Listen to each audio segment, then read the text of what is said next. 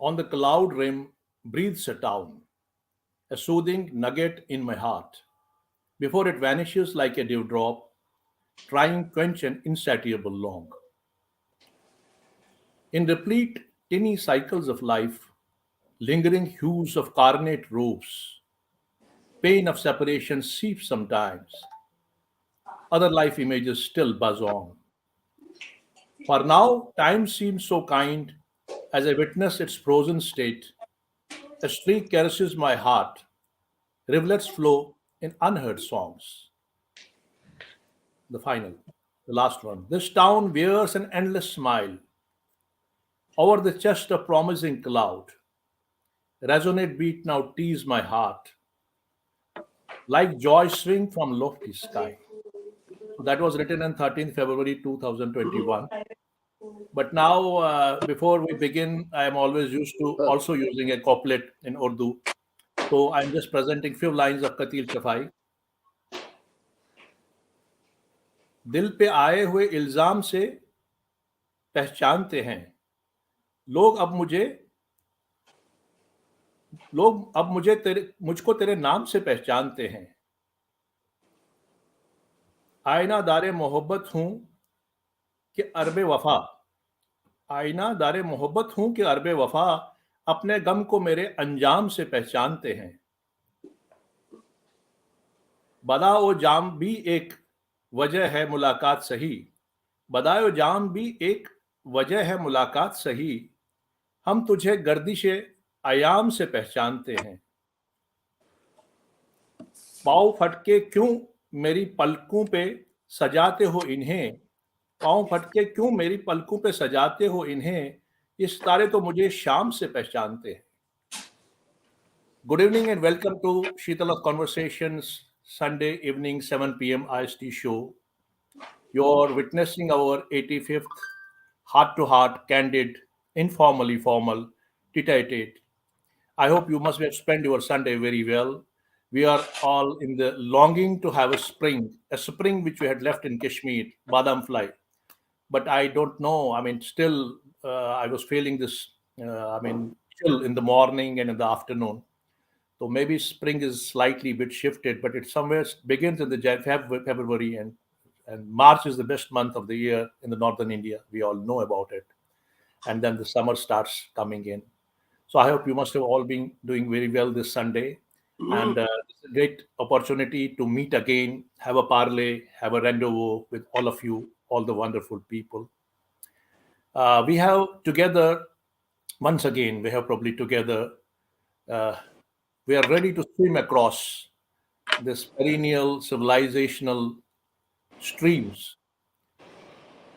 and which corroborate with told untold known unknown seen unseen enchanting stories those lie dormant into the spaces in between in the bays of time spaces of bygone centuries bygone millennia we have been reasonably enough together to amble and witness the streaks of different dimensions of the bygone times. Uh, Here, our effort is to encapsulate in totality and bring out some reasonable, pragmatic, real streaks of culture, of literature, the ancient literature, the contemporary literature, of the art from Burzahoma to Pedant, of the treatises which has been written by the great people of authority and scholars, legendary travelers, and treatises, travelogues, and then scriptures, scholarship and understanding of scriptures, deciphering the scriptures, the contribution by the great personalities of different times, especially 19th and 20th century personalities from West and the indigenous scholars of Kashmir. We also talk about the sociology, social picture, the folk memory, the musicology, the great music structure which Kashmiris have at the folk level, at the classical level, and transcending beyond centuries, the classical music of which the component, one of the component was Sharangde, who went from here into the rest, other part of whose forefathers went from here to the other part of India. And we have the stories and a number of stories to tell. We have the flora and fauna, the place consciousness, the cities, the towns, all these lying dormant, waiting for somebody to narrate them, somebody to tell those stories. And I think we also talk about the bonhomie, good days, good times, uh, cozy times that we have spent together, that we have seen, that our witness, our visitors are men of very, very great eminence, not in terms of status and public recognition, in terms of their scholarship, in terms of their brilliance, in terms of their intelligence, in terms of their integrity, honesty. I think that is a very, very marked thing which happens with stellar conversations. I think till now we have been able to, although there are very good, very little buyers of the very top scholarship, but yet again we must keep our this show continuing and going on, so that at least these things are available to the rest of you, rest of the people, rest of the seekers, scholars, not only Kashmiris, all, whenever they want to have some very prudent, very effective, very brilliant, want to know something about Kashmir in the past. Uh, I must be telling that I remember I was reading that once upon a time I used to read it, but I have not gathered any enough time to reread the literature now. Earlier times we used to read a lot. पढ़ते कम थे हम लोग यही किताबें पढ़ते थे लाइब्रेरियों में जा जाके. तो I remember that that Gabriel Gracias, that literature, 100 Years of Solitude, that classic Spanish, that Mexican classic. I was just brooding over it. 100 years. Why 100 years of solitude? Why not? Because he had thought about this subject, say, around 16, 17 years. And one fine morning, he got. I'm not talking about his writing skills, that is excellence. It has made the. I'm nobody to talk about that, because probably he inherited it from his grandmother, the storytelling style, which is always also in our Oriental social milieu. We all know the narrative things. They are happening in our homes every now and then. My grandmother used to tell us the stories of Kashmir, Himal Nagra, and other things. We have learned it from the oral speak. But then again, I was understanding why it was necessary to go for the seven generations, and that that swine tail and the red ants. Why does he elaborate it? What is the total encapsulated concept of this particular classic, great classic of 20th century? Then I got the reply that he wants to tell us that people's memory is very short-lived. We waste our time ambling around. We don't look at the past. We not only have to look at the past for the purpose, for the reason of, to understand our glory, our saga, but also to understand what are the inherent sublime messages of our roots to which we are connected. So the mistake which is being done by generations after generation in that novel 100 Years of Solitude, that should not reoccur again. I think that is the purpose, that is the holy purpose of the great literary pieces, great scholarships, great people who have worked. But first of all, we must know what our past is. I think, including everybody, including me, we really are not aware of the scholarship, the kind. Only we boast about many things. We go to the Google Baba, but we don't know in reality what our scholarship is, what our past is, what our darohar is. That is. So that's how it is. And today, I don't want to put any sermons. I'm the same. I'm just reflecting myself and telling the younger generation, the generation coming forth, what follies we did, you should not repeat them. So Shitalam conversation here is an opportunity to look back with that kind of pinch of salt and understand this entire this saga, the story, the literature, the philosophy, the colors, the contours, to understand, to become a better human being, to understand your roots, because roots are something which are very important. Just one show before, we had a very, very wonderful scholarly show conducted in which we had a conversation with Dr. Surinder Pandita, one of the very eminent scholars of our times, a brilliant scholar who is into this collaborative, who has worked extensively, deeply, profoundly into the collaborative scholarship of the Western Western scholars, Western Indologists, and you know Kashmiri Savants, Indian Kashmiri Savants, Sanskrit Savants, the scholars. So it was a very wonderful. It was very popular among the all elite looking and substantial looking personalities, the viewers who really are curious to know what is happening on the next Sunday on the Shidala Conversations. So it was in a great demand to extend that particular thing further. So, then I requested Dr. Panta, although he's a very preoccupied person, he had to go to many places. And I requested him to conduct one more session. But today's session, earlier session was on his great grandfather, not grand grandfather, great grandfather, Professor Nityanand Shastri Sahab. Professor Nityanand Shastri, we understood complete through his anecdotal, through his narrative. We could understand the entire depth and scholarship of the his contribution along with the Western, his collaboration of the literature, which became the chronicles of the 19th, 20th century under the patronage of Dogra rulers. And we have all understood the wonderful, nuances of his life, his scholarship, his brilliance, anecdotes about his personality, his meeting Vivekananda, and then his meeting Rabindranath Tagore while he was getting a felicitation in Kashmir on being given the Nobel Prize, and his reading this welcome address to then Viceroy. Many, many beautiful things. It was wonderful. It was creative.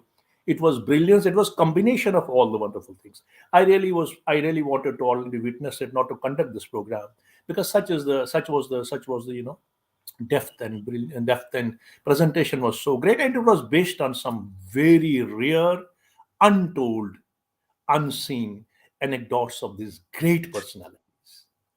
So today, after a great, after I requested Panta Sahab, Dr. Panta, and he's back today. We have invited him to the studio. But today's theme is a bit broader, in a broader spectrum. It's a broader structure, although it's very difficult and impossible to talk about all these aspects. But then we are going to talk about this complete, what is his basically, in which he's expert, in which he has a deep study, that collaborative scholarship between the Western Indologists and Indian Kashmiri scholars, especially in creating those wonderful chronicles of 19th, 20th century of world eminence. So this entire story is very many folds, and there are many, many personalities, many, many scholars from India, from abroad, who come in, they play their part, and their part is very significant, very brilliant, very deep. So this is not a small story to tell in the 1.5 hour, 2 hour, and a 2.5 hour show. But then again, I know with his effort, with his expertise, with his style, will be able to carry forward and touch the main contours of this entire edifice, which is known as 19th, 20th century scholarship between the Western and the Indian and Kashmiri scholars.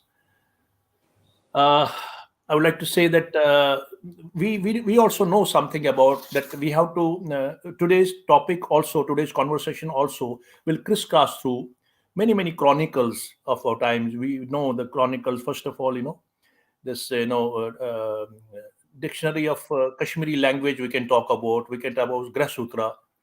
Panchatantra is something which is very dear to my heart, and today we'll be just knowing what Surinderji is going to tell us about that, its creation and its development of its into a literary chronicle, and then Kashmiri folk tales of Hatem tales, which are known as Hatem tales. Lalwakani, we know about the great son. Great son has done a lot much work. I don't know from where that Surinderji will tell us, and then Mahayana Prakash, and the oldest Kashmiri book.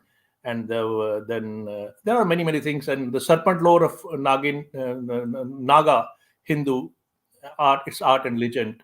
We're going to talk about that also. And then Nilmat Purana, Sanskrit and Kashmiri translations both.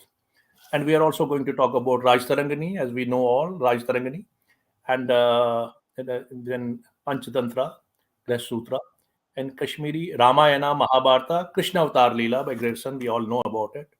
And I'm going to tell you that we had Nityanand Shastri's entire life sketched last time by the Panta Sahab, by the Surendranath Panta ji. But we will be amazed to know there are many people, his contemporaries, who are part of this amazing journey, of which we people do not know. So I will name a few of them. Ishwar Kaul, Pandit Damodar, Pandit R. Chandra, Pandit R. Chandra, uh, Pandit Dayaram, Pandit Mukandram, Pandit Govind Kaul, Professor Zadu, sorry, I'm speaking like a non-Kashmiri Jadu, so Jagadri Zadu, and Sahaj Bhatt, and Professor Nityanand Shastri, of course.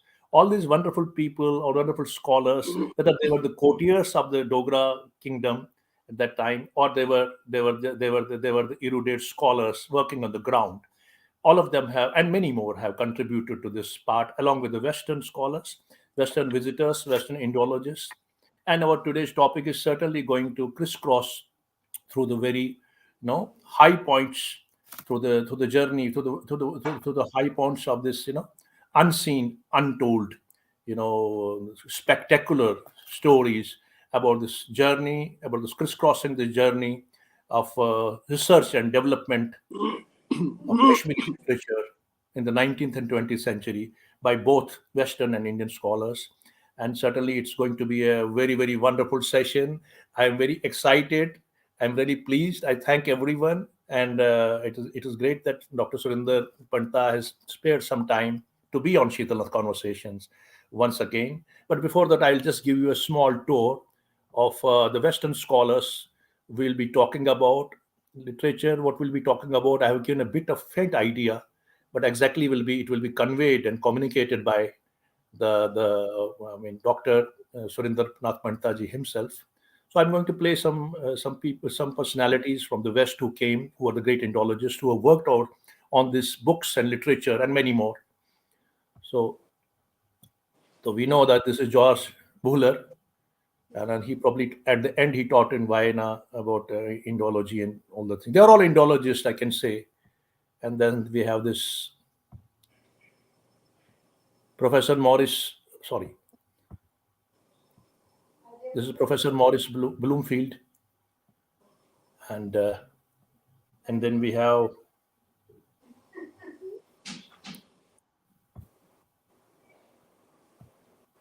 this is Franklin Edgerton. It's very difficult for me to pronounce the names. And this is Pandit Mukundraj Shastri. This is Professor Charles Rockwell Landman.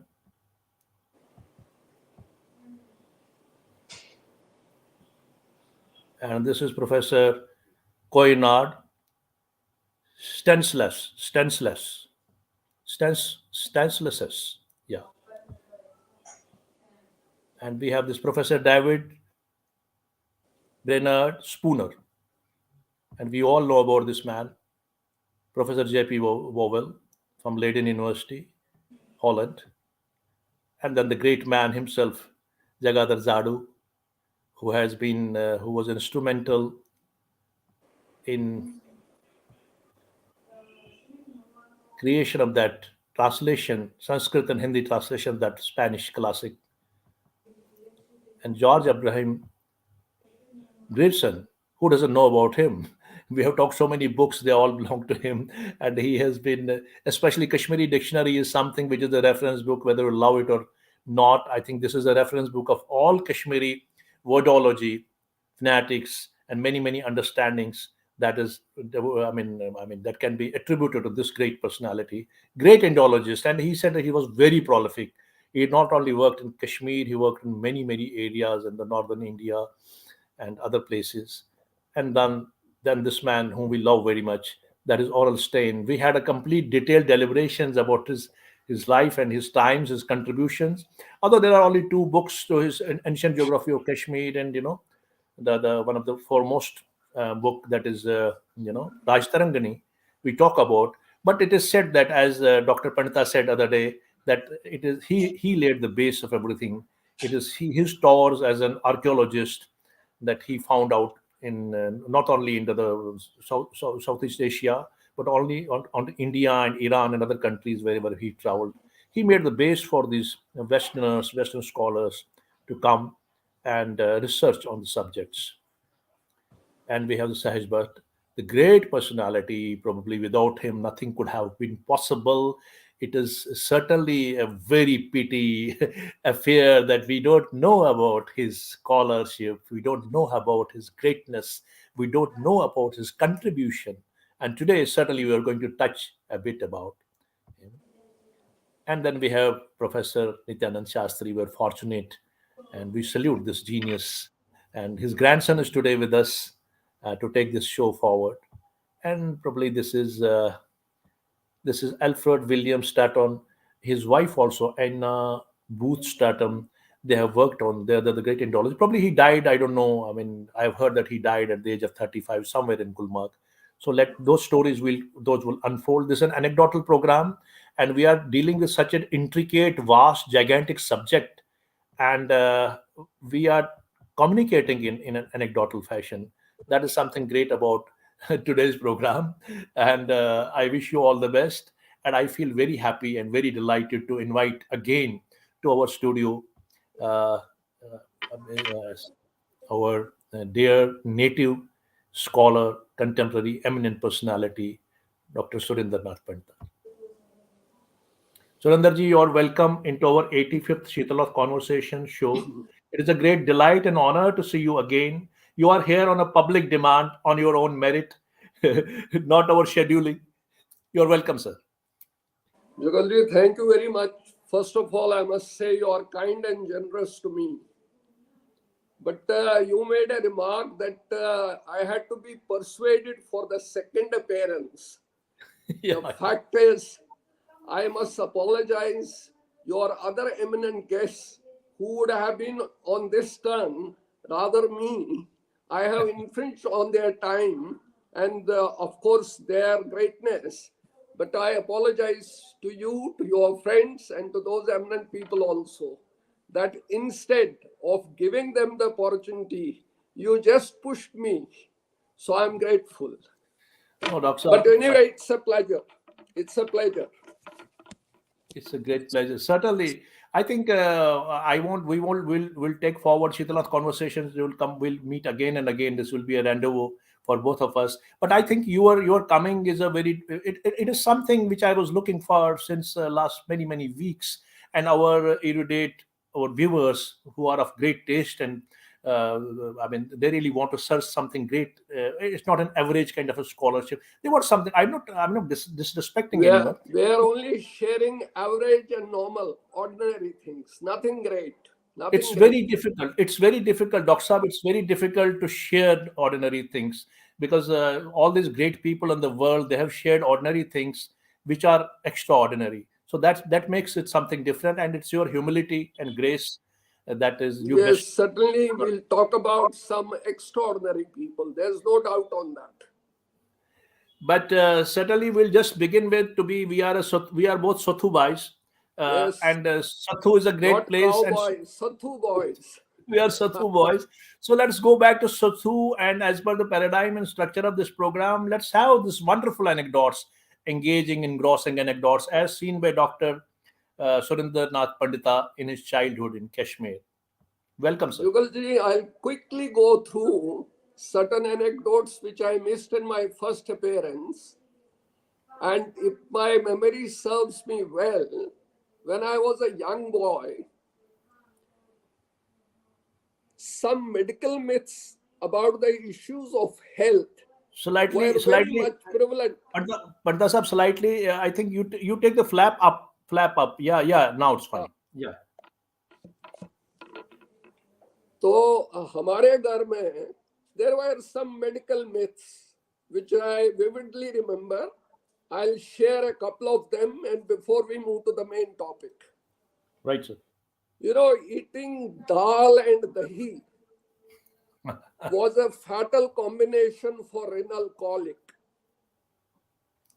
Oh, I see. Somebody would say, never give cucumber to children. It causes cholera. And it was also something not very treatable. People would die of it. Eating pod corn, makai wort, Makai. they would say it would cause malaria. So cucumber, dal curd, eating corn was prohibited in our home when I was a young boy. But what was worse, that they had told us never ever eat mulberry. And if you eat mulberry, then don't drink water over it. The death can be more quicker than cyanide. Oh my God. Even if nobody in my family at that time would have known what is potassium cyanide, but the death was instant. That's so It wonderful. so happened, as a young boy, maybe about 10 years old, I was given 25 paisa coin by my bua. Right, And sir. lo and behold, a mulberry vendor passed by our house, and I asked him, please give me some mulberry. He gave it on a leaf. I told him, put some extra salt. So I licked my fingers, ate all the mulberry for 25 paisa, and immediately felt thirsty. Hmm. I went to the courtyard tap, drank water. Once I finished the water, I remembered mulberry and water is instant death. Now, the fear was that should I tell my parents, should I tell someone at home Or I have not. done this crime, or else I should wait for death rather than get thrashed. Yeah. So I preferred being, so I preferred keeping quiet, waited for my death rather than saying to get thrashed. Couple of hours passed, nothing happened to me, and the Oh my myth God. was exploded. This is what happened to me after eating mulberry and drinking water. So you thought that it was a miracle, blessing by some saint that you got saved? No, I'm sure nothing happens with that, so there is no blessing in it. That's my belief. But it was something prohibited, something very dangerous I did as a young boy. The second anecdote which I remember, my father suffered gout almost throughout his adult life. You know, Okay. it's a painful disease which causes pain in joints. Yes. In those days, it was said that protein should be avoided for people who suffer gout. Hmm. It's even said today. So, my father was fond of mutton. So, once he got gout, but no mutton was served to him. His kind mother, who I have again never seen, would tell him, look here, my son, I'll give you a piece of mutton with rice, you can eat it, and then keep quiet. How would your doctor know that you have eaten mutton? So that was how my grandmother avoided doctor knowing that her son had eaten protein and it was not allowed for a gouty patient. Yeah, that's true. That's the second anecdote. And the third one, I must say, in those days, I think a little before my father's time, Dr. New was a very famous missionary doctor. Yes. And they used to say that he had such a great reputation that once there were no pathological facilities in the missionary hospital, New, in critical cases, would sometimes test the faces or urine of his patients on the Hmm. tip of his tongue by dipping his finger. Oh, That was the zeal Dr. New had, and this my father would narrate that you can't have a doctor like Dr. Neve. Dr. Nee. And the last one, when we shifted to Jammu in sometime in mid 60s, and Hmm. I had come out of the Biscu school, the average schools in Jammu did not teach English till class 6. So it was a nightmare for me getting into a school where there was no English, No English even though I around. had some basic alphabet knowledge. These are the little things I recall and I have shared. So that's so wonderful. Just one anecdote I want to ask. Yeah, Every Kashmiri is a great swimmer. Probably they yeah. they jump from the, I mean, this top I'm of not top a of great swimmer. the, Mr. Patwing Sart. yeah. Kindly explain for our youngsters, they don't understand this patwin sant. Patwing Sart is if I'm in the water body and Yeah. about to sink, I Hmm. think I'll have time to shout, save me. Before I sink, before I drown, I might yell and say, "Save me, save me." That's Patwin's heart. That's so wonderful. That's so wonderful. I think today's program is going to long for a lot, and there is no restriction, especially when a personality like you comes who has to give something and share something to our youngsters, to our diaspora, and to the seekers and researchers of the world. Certainly, I don't keep closing demarcations, so we can continue. No, no, Uh, we will try to adhere to the timeline, but still, but let's see then how again, far we can go. if it goes, we can go up to 2.5 hours. We had the sessions No, for no, two and no, a half no. hour My story may be long, but I'll try to make it as short as possible. No problem, no problems. And Yeah. first of all, Doctor, Saab, let's begin with this today's complex web of a very fascinating, romanticizing subject. For me, it's very romanticizing subject. You see, Let us let know me, let's know about yeah, its backdrop. Let's let you first talk about its backdrop, complete backdrop. yeah, let me give the preamble of the whole subject today, which we are discussing. Right. You see, for centuries through the medieval times, Kashmir remained wallowed in the mire of slavery, servitude, poverty, ignorance, and bondage. You know what we call the medieval period of Kashmir. Yes. However, the historical thraldom, by a strange combination of circumstances, ushered an era of progress and modernity once the Dogras arrived on the throne. They That's occupied the throne for the first time in 1846. Given the historical changes which ushered modernity in Jammu and Kashmir and the balance of colonial power and their prestigious influence, propelled by high attainments of scholarship in Kashmir, which came as a consequence of 18th and 19th century humanistic Orientalism, intellectual and scholarly capacity of the Western spirit of inquiry, understanding, coupled with respect, sympathy, and humanity for subjects like Kashmiri language, Kashmiri literature, history, culture, archaeology. And in fact, this brought awareness to the Kashmiri society itself, what was their past. And the approach was not accompanied by egregious colonial dominance with all pervading power axioms, but actually without any political overtones. It was some kind of a mighty wave of liberalization in which West and Kashmir obscured the inherent wheel that had eclipsed the splendor and grandeur of knowledge world between the West and Kashmir. So, in that's a way, colonial time, if it had commercial and political interests, there was a small breed of Western people who came to search the soul of Kashmir, rather only have political and economic reasons or strategic military reasons.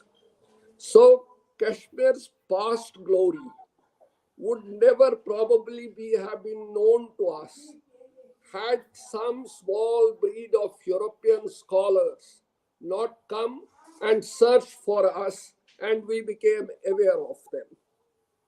That's my understanding, and that's a fact also. That's right. That's right. I think we were after this post-medieval period, when these people started coming from outside, these rulers, sultans.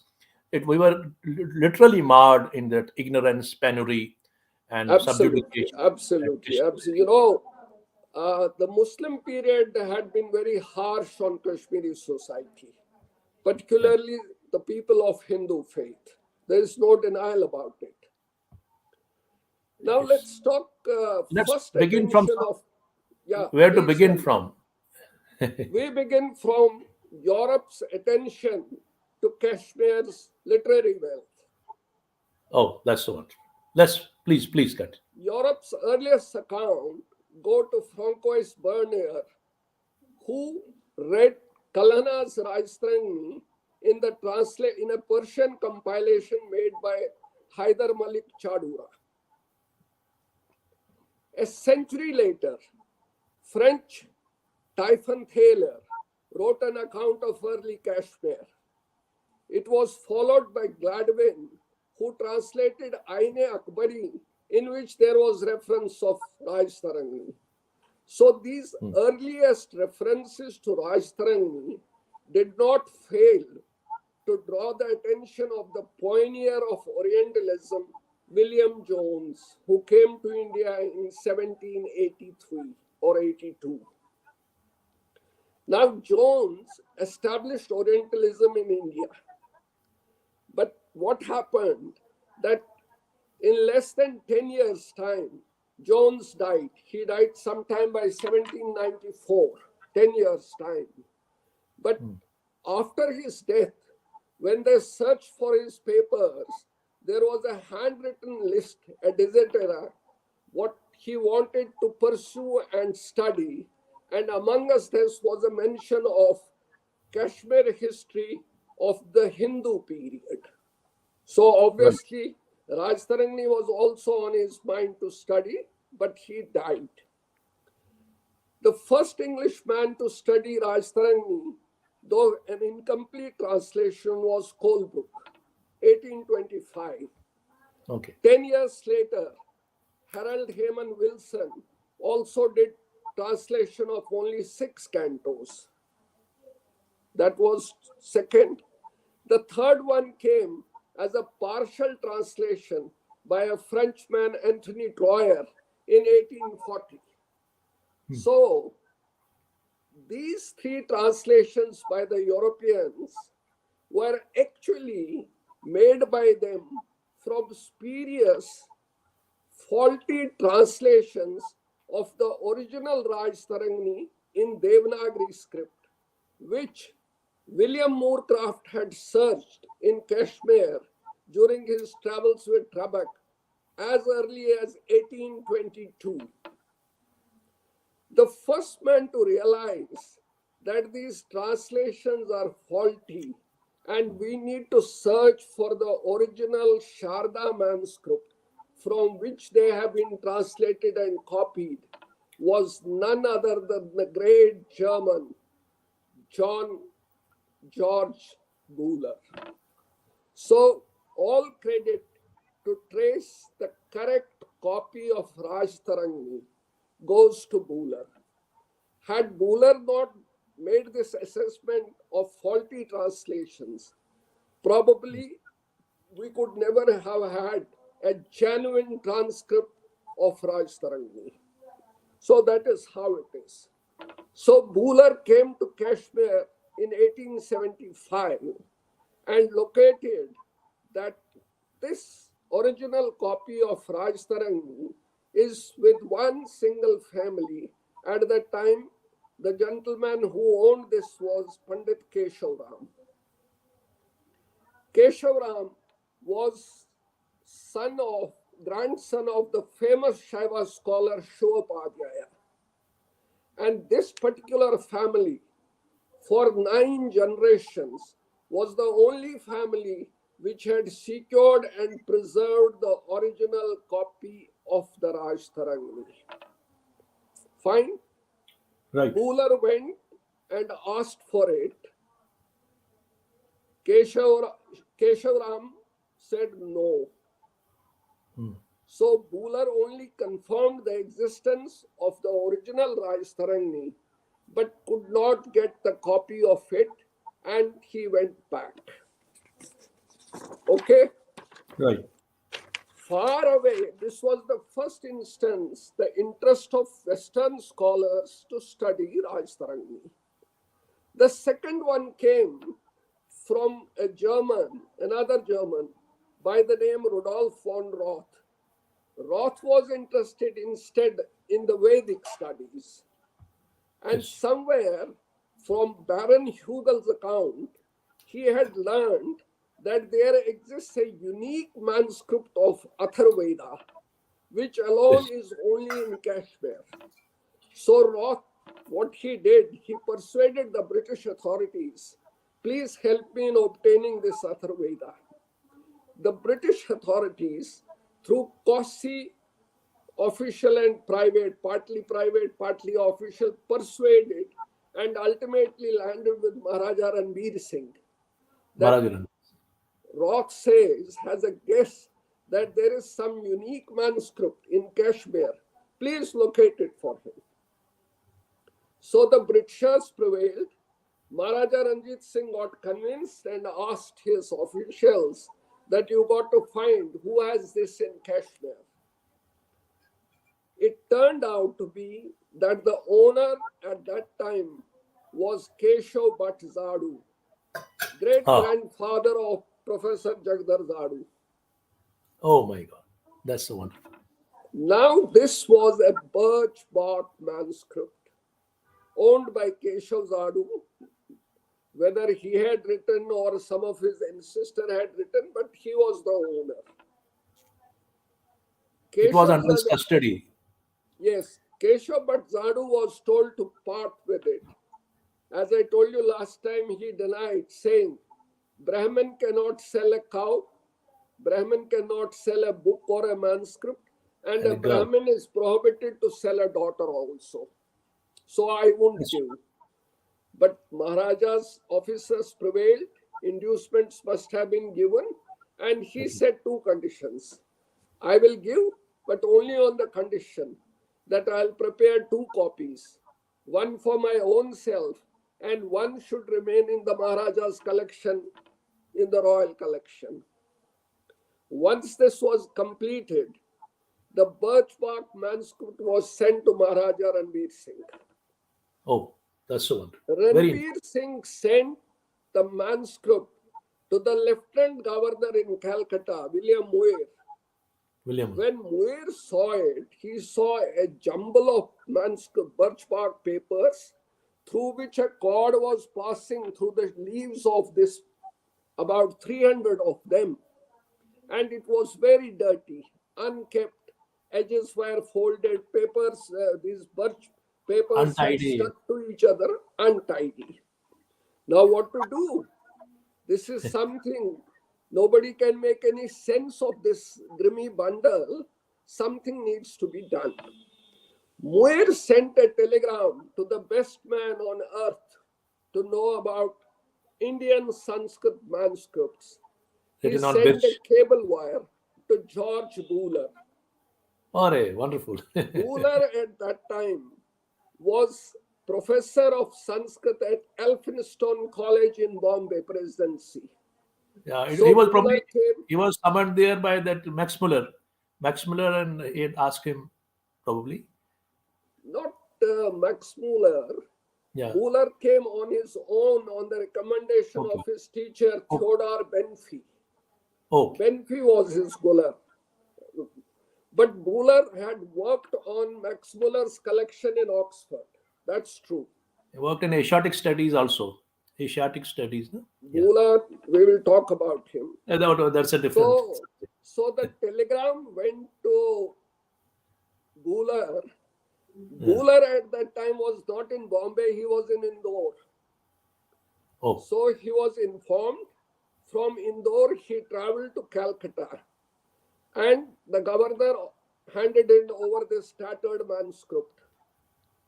So Buller, having a look at it, realized that this is on birch bark, and he could recognize that the ink is indelible because it's a Kashmiri manuscript. So he told the governor, where is your bathroom? So he said, what are you doing? He said, the first thing this manuscript requires is laundry. I have okay. to clean it.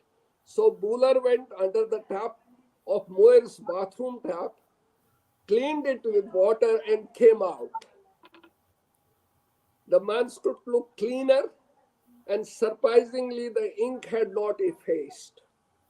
Oh, This impressed the governor that Buller is a real master of manuscripts. He knows how to deal with them. retrieve it. Yeah. So he washed it in water, brought a clean manuscript, and then told governor, I need to send it to a reliable bookbinder so that it is properly kept, and then you send it to Roth. Uh, It took 1 week for this to be mended by the bookbinder, and finally the clean manuscript was sent to Rudy von Roth, who received it sometime in January 1876.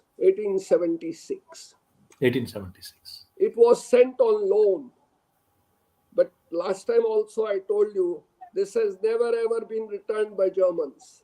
They gave us only the CD-ROMs. And Oh, after Roth's death in 1895, this is considered as the greatest Eastern manuscript in any European collection. That's the value of Kashmiri Paipalad Shak Atharvaved. so wonderful.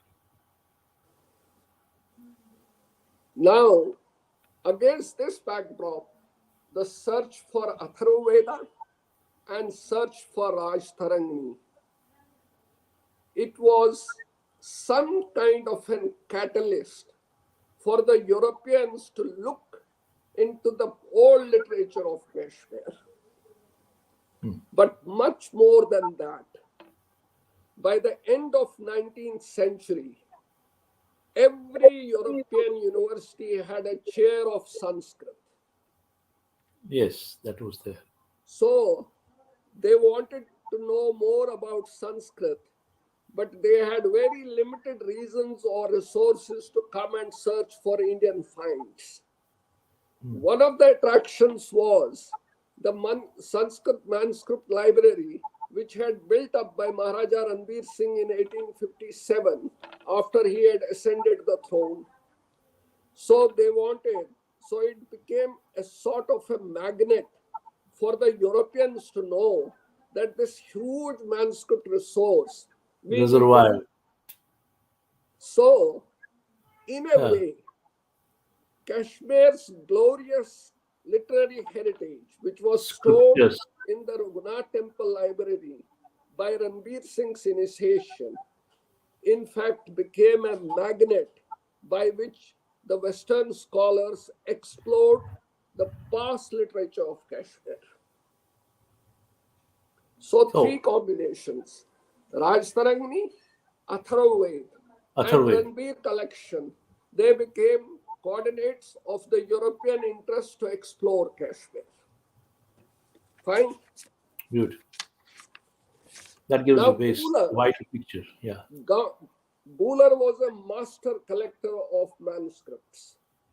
Before coming to Kashmir, Buhler had collected more than 14,000 Indian manuscripts for Government of India. My God, look at the enormity. And much greater attainment of Buhler was that he was an exceptional paleographer, the man who could read old scripts. So the combination of knowledge of manuscripts and the great eminence in reading the scripts made him a master collector of Indian manuscripts. So, on government's initiative, he collected manuscript in Bombay Presidency, Madras Presidency, Benares also, Karnataka, all those in the southern and western India, northern India. Rajputana, central India. By the same order, Buhler was asked to make a travel to Kashmir to search manuscripts lying in the private collection of people. That's So very Government difficult. of India ordered Buhler go to Kashmir. Buhler arrived in Kashmir on August 11, 1875. The first Pandit who guided Buhler, that led him to the details of native libraries and information about the scholars who possessed these manuscripts, was one Pandit Radhakrishnan. Pandit Radhakrishnan. But unfortunately, Radhakrishnan died before Buhler came back from Kashmir to Bombay. But at Oh, the same time, he was the first native who opened his own manuscript collection to a European survey, to Buller. No Kashmiri Pandit had shown their manuscripts to any European before Radhakrishnan volunteered to show his own collection to Buller. But much more than that, Radhakrishnan was the first Indian, first Kashmiri, who recommended to Government of India that survey of all private collections must be made to know the manuscript wealth of Kashmir. So Buller took these leads and met the resident at that time, Major Henderson. Major Henderson. Henderson had already prepared a list of manuscripts in Kashmir, and he handed over this list of manuscripts to Chief Justice of Maharaja Ranbir Singh Babu Nilambar Mukherjee. The list had as many as 700 manuscripts in private libraries of Kashmiri Pandits.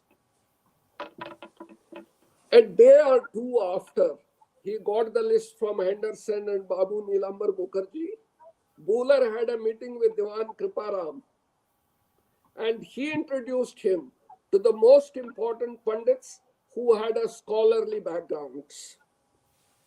2 days later, Maharaja Ranbir himself was so much impressed by Buller's intention that he invited him for an audience, face to face. So Buller met Ranbir Singh in connection with the reasons of his visit to Kashmir. And Ranbir Singh issued an order that wherever Buller goes, nobody can deny him access to scrutinize and survey the manuscripts in their possession. So Buller had a full and complete freedom to search Kashmiri Pandit private libraries. Now, during the survey, Buller predominantly worked with Pandit Dayaram, Pandit Damodar. Both were sons of the great scholar Pandit Sahib Ram. Another one was Chandram, Pandit Govind Koul, Bal Koul, Lal Pandit. Now, who was this Lal Pandit? Lal Pandit was none other than grandfather of the famous scholar we all know, Professor Jayalal Kaul. Jalal Koul. Jayalal Kaul's grandfather was Lal Pandit. Lal So Pandit. Buller interacted him. As the search was going on, Maharaja Ranbir Singh invited Buller to visit the Pathshala, the madrasa, and personally escorted Buller in the school. That was the respect. At the time, the school was headed by Pandit Ramji, who was son of Pandit Rajkak, who was superintendent of the education and also the revenue officer to Maharaja Ranbir Singh. Now,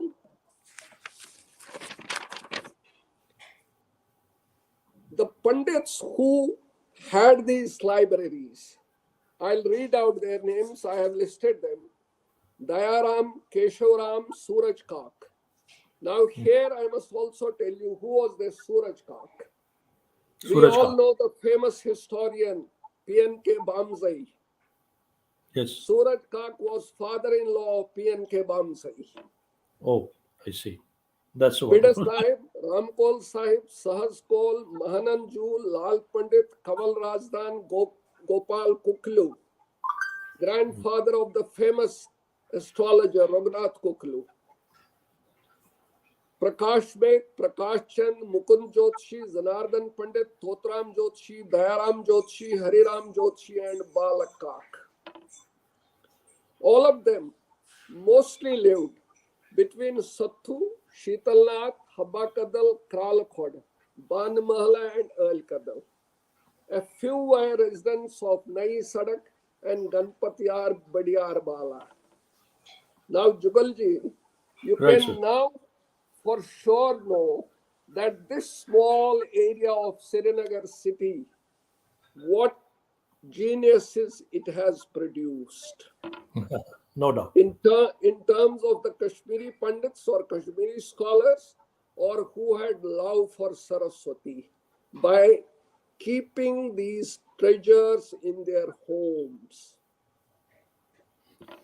The Pandits were the real custodians and of our ancient and scholarly glory, heritage, and literary wealth. So, in a way, we owe everything to these 22 Pandits in a way. They were the major ones who possess most of the ancient glory in terms of the literary wealth and in terms of the tangible manuscripts. Yes. That's it. That's so Now, wonderful. Pandit, yeah, Yes. please. Actually, we'll. I mean, like in my programs, we don't go in a chronological order. We swing around, like oscillate around, to create the sense of Please, wonder. It's a wonderful. You are giving the wealth. We'll move in at our own ease. There's no hurry as such. Even if it please, goes for please, 2.5 hours, we'll move please, in at our, because it's a wealth which needs to be, I mean, told, and which needs to be communicated. please. Actually, just an intervention in between. I No wanted to know problems. about my personal longing from childhood. I wanted to know Yeah, about yeah, the yeah. Please go ahead. Please go ahead. Panchatantra story. Panchatantra story. I really wanted to know a bit of. I have this curiosity about. Yeah, Panchtantra.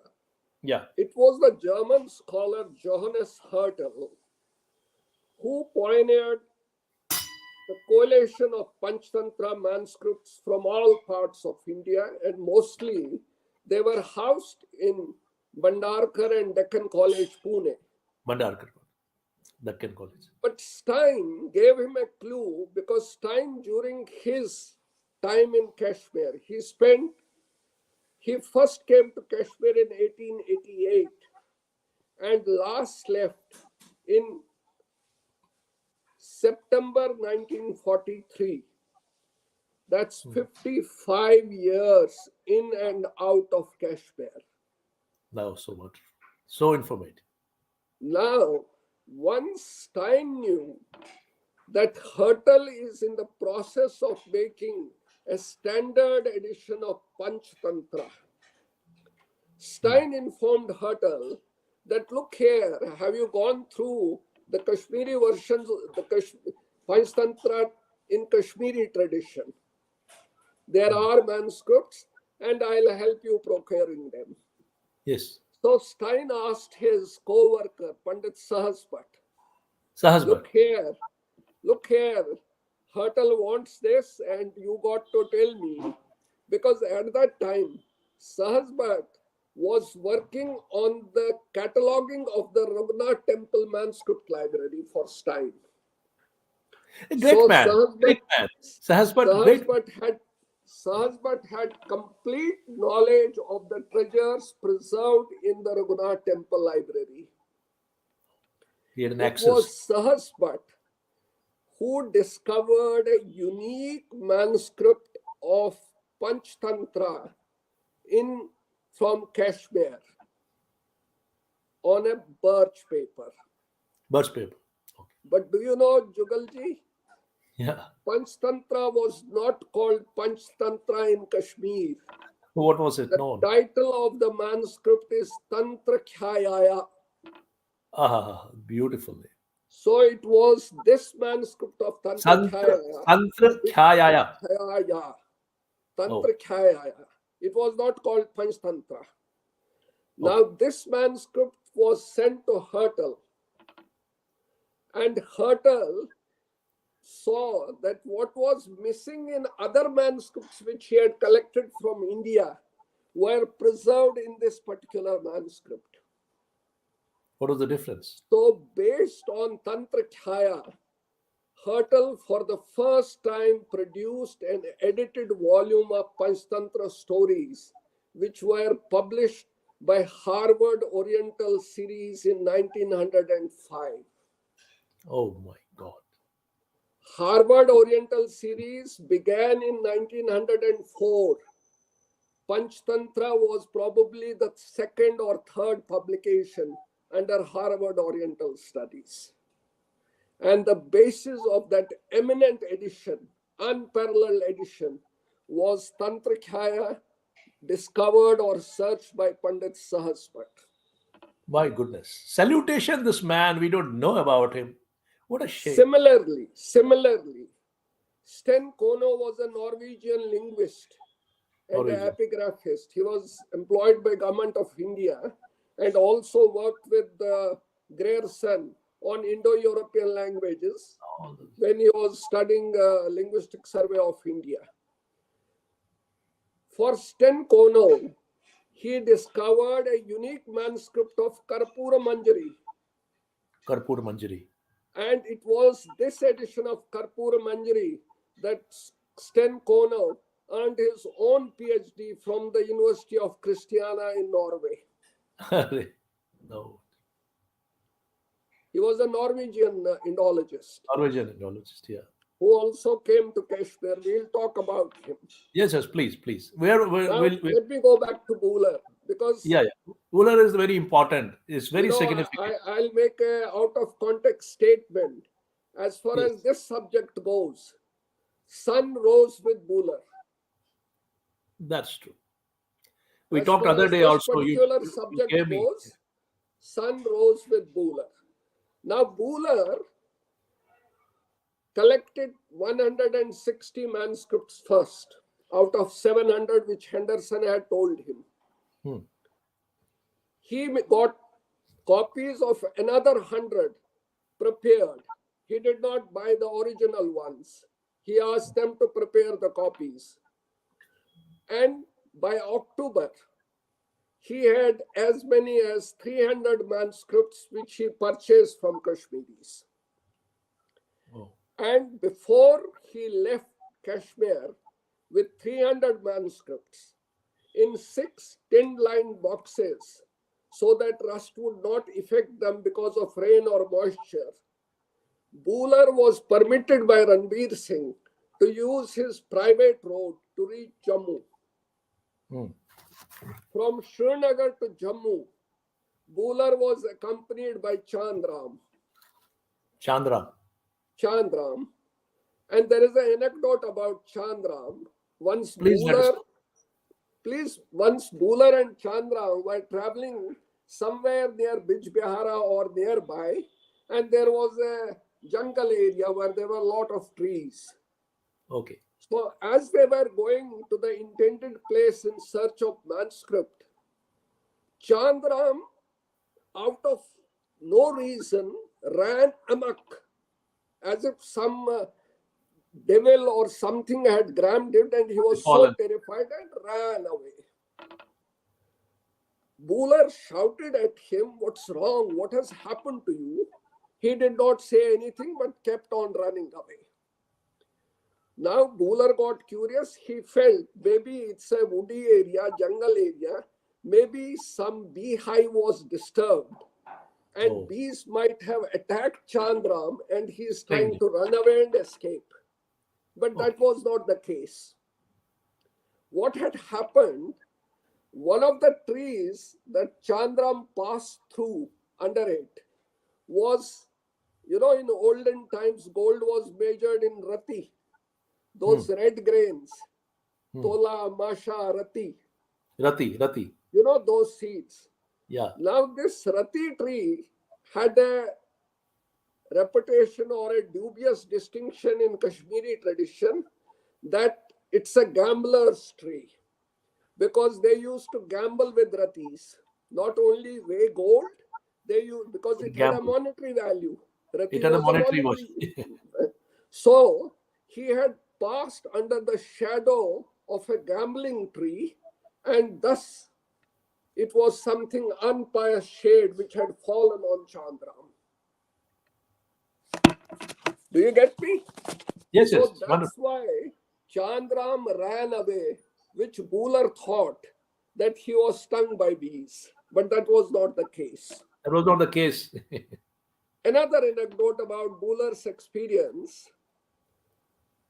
When Pandits knew that Buhler was so much interested about acquiring any kind of manuscripts, so some of the Pandits asked him, they realized that Buhler is asking very old manuscripts and these manuscripts are written in indelible ink, the ink which is not effaced by water. So, some of the Pandits thought Buller knew the process of making indelible ink because he was a master paleographer, which Kashmiris had forgotten by 1875, even when their ancestors would make such inks and write their manuscripts On the birch, on paper or birch bark, whatever it is. Buller refused to divulge the secret because they thought, if I tell these Pandits how to make indelible ink, they will quickly make a manuscript and say me this is 200 years old and this is 400 years old. that was his research because, mind, because they analytical mind. were interested to sell him something in the name of manuscript and they would make small money. Yes. But Buller knew that these will be fake and corrupted. So he never divulged the secret of how to make indelible ink. That was so wise of him. So wise of him. So Pandits could not fool him by asking, please tell us how this ink was made. He knew what their intention is, that they will sell me a spurious manuscript. Yeah, they will an inferior and they will. So when Buller left, he deposited all his collection with the government because he had come with the orders of Government of India. Government. And eventually his collection found way to Deccan College, Pune, because he was Bombay-based, Bombay Education Department professor, teacher. Eventually, most of the Buller's collection, apart from those which went to Europe, which he sent to his friends, most of Buller's Kashmir manuscript collection today adorns the library of Bori, Bhandarkar Oriental Research Institute. Thank God it is there. It is safe. It is safe. Not all of them, it would have many been gone. important ones. Many important ones. For instance, the manuscript of Rigveda, Oh, which Buller collected in Kashmir, was sent by him to Max Muller in November 1876. Now, Atharveda went to Roth. Rigveda went to Max Muller. Max Muller. So many important manuscripts were also sent by Buller to his contemporaries. But most of the collection, fortunately, still is preserved in Bhandarkar Institute. Oh, it's a premier institution. Certainly, it is at a right place. Now, I'll share an irony. When Buller came in 1875, Raghunath Temple Library was almost built up. Thousands of manuscripts were there. But Maharaja... It is behind the temple. Behind the temple. It's within the temple precincts, more outer towards periphery. Hari Market edge. Hari Market is outer periphery. Outer periphery. Outer periphery. I've seen it when I As was a you child. rightly said, behind the main temple. Behind the main temple, yes. You see, when it was originally made, Ranbir Singh had put the idols of Rama and Sita in the main room of the temple. And the next room was the library. That was the respect he had for manuscripts. He had kept them next to God. Great rulers. Now, I was talking about the Irony. Now, this manuscript library was in Jammu. Right, sir. Ranbir Singh allowed him to survey all private collections and private libraries and whatnot. He collected manuscripts, asked his resident to give him a list, passed an order. Nobody can deny him access if he wants a manuscript.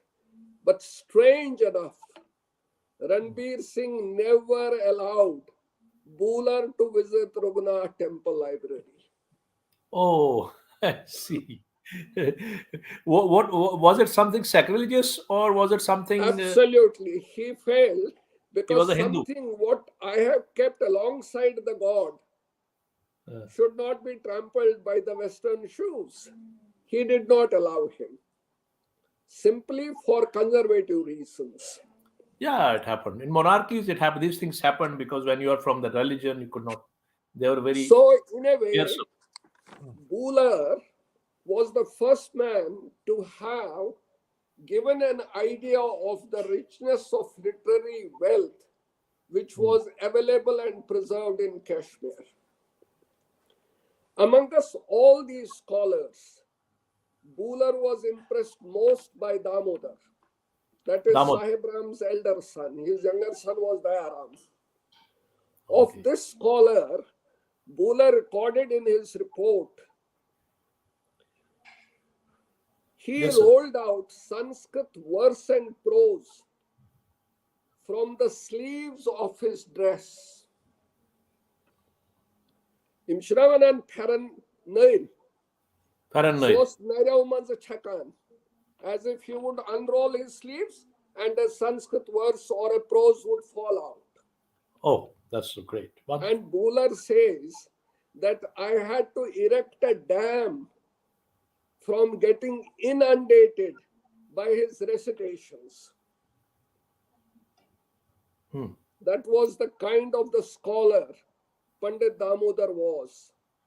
So wonderful. So great people. Now, Buller gave the lead to manuscript reserves, manuscript treasures. Fortunately, Stein was his student at Vienna. Vienna After University. Buller left India, he became a professor of philology at Vienna, Vienna where University. Buller narrated all these stories to Stein. So Stein got the first indication of the existence of Rajtarangani and felt fascinated. If I have a career in India, I will chase what my teacher missed. Now So that's a Buller, wonderful connection. Now we have come to understand the Buller how and Buller, because he was his student. connection. Now at Vienna, once Stein completed his PhD from the University of Tübingen, Hmm. he obtained 3 postdoctorals from Cambridge, Oxford, and England. From London, sorry, Cambridge, Oxford, and London. And after completing his formal education, formal postdoctoral studies, he asked Buller, look here, my teacher, get me some job. Hmm. Jugalji, Buller told him 2 things. He gave him 2 options. If you want a job, then 180 pounds are waiting for you at Oxford. Hmm. I can get you that. But if you want a career in Oriental studies, then the career is dusty India. He used the phrase dusty India. Dusty. Yeah. So Stein had the option to join Oxford or come to India. Now, what happens? Stein's uncle, Hmm. Dr. Hischler, was the only ophthalmologist in those days in entire Europe. Hmm. There was no eye doctor in Europe except Stein's mama, Dr. Stand. Hischler. Hischler was well connected to the Britishers, so he had many friends in London.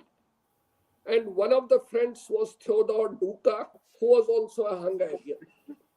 Hungarian. So while Stein was in England doing his postdoctoral, he often used to go and visit his mama's friend, Dr. Duca. Now, Duca had served in India and was well connected to the top officials of the Viceroy's Council. 2 members in this council were Sir Henry Lawrence and Sir Henry Yule. It was a chance meeting that one day Stein landed in Duca's home when both these gentlemen were present there. Duca introduced his friend's nephew with great praise and told him that he needs some career in India. Could you help? Hmm. Lawrence and Yule made endorsement to the king that there is a qualified, competent Hungarian who can be Wonderful. suited for a dual position we have in India in Lahore. So Stein was duly recommended by Yule and Henry Lawrence and Henry Yule, and he was asked to come to India to occupy the dual posts of Principal Oriental College, Lahore, and As well as, also become the Registrar of the Punjab University. that's so good. That's so great.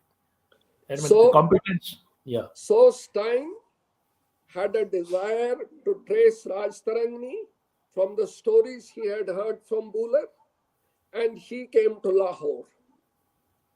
Fine. Right. Once he was in Lahore, the hostile climate bothered him much.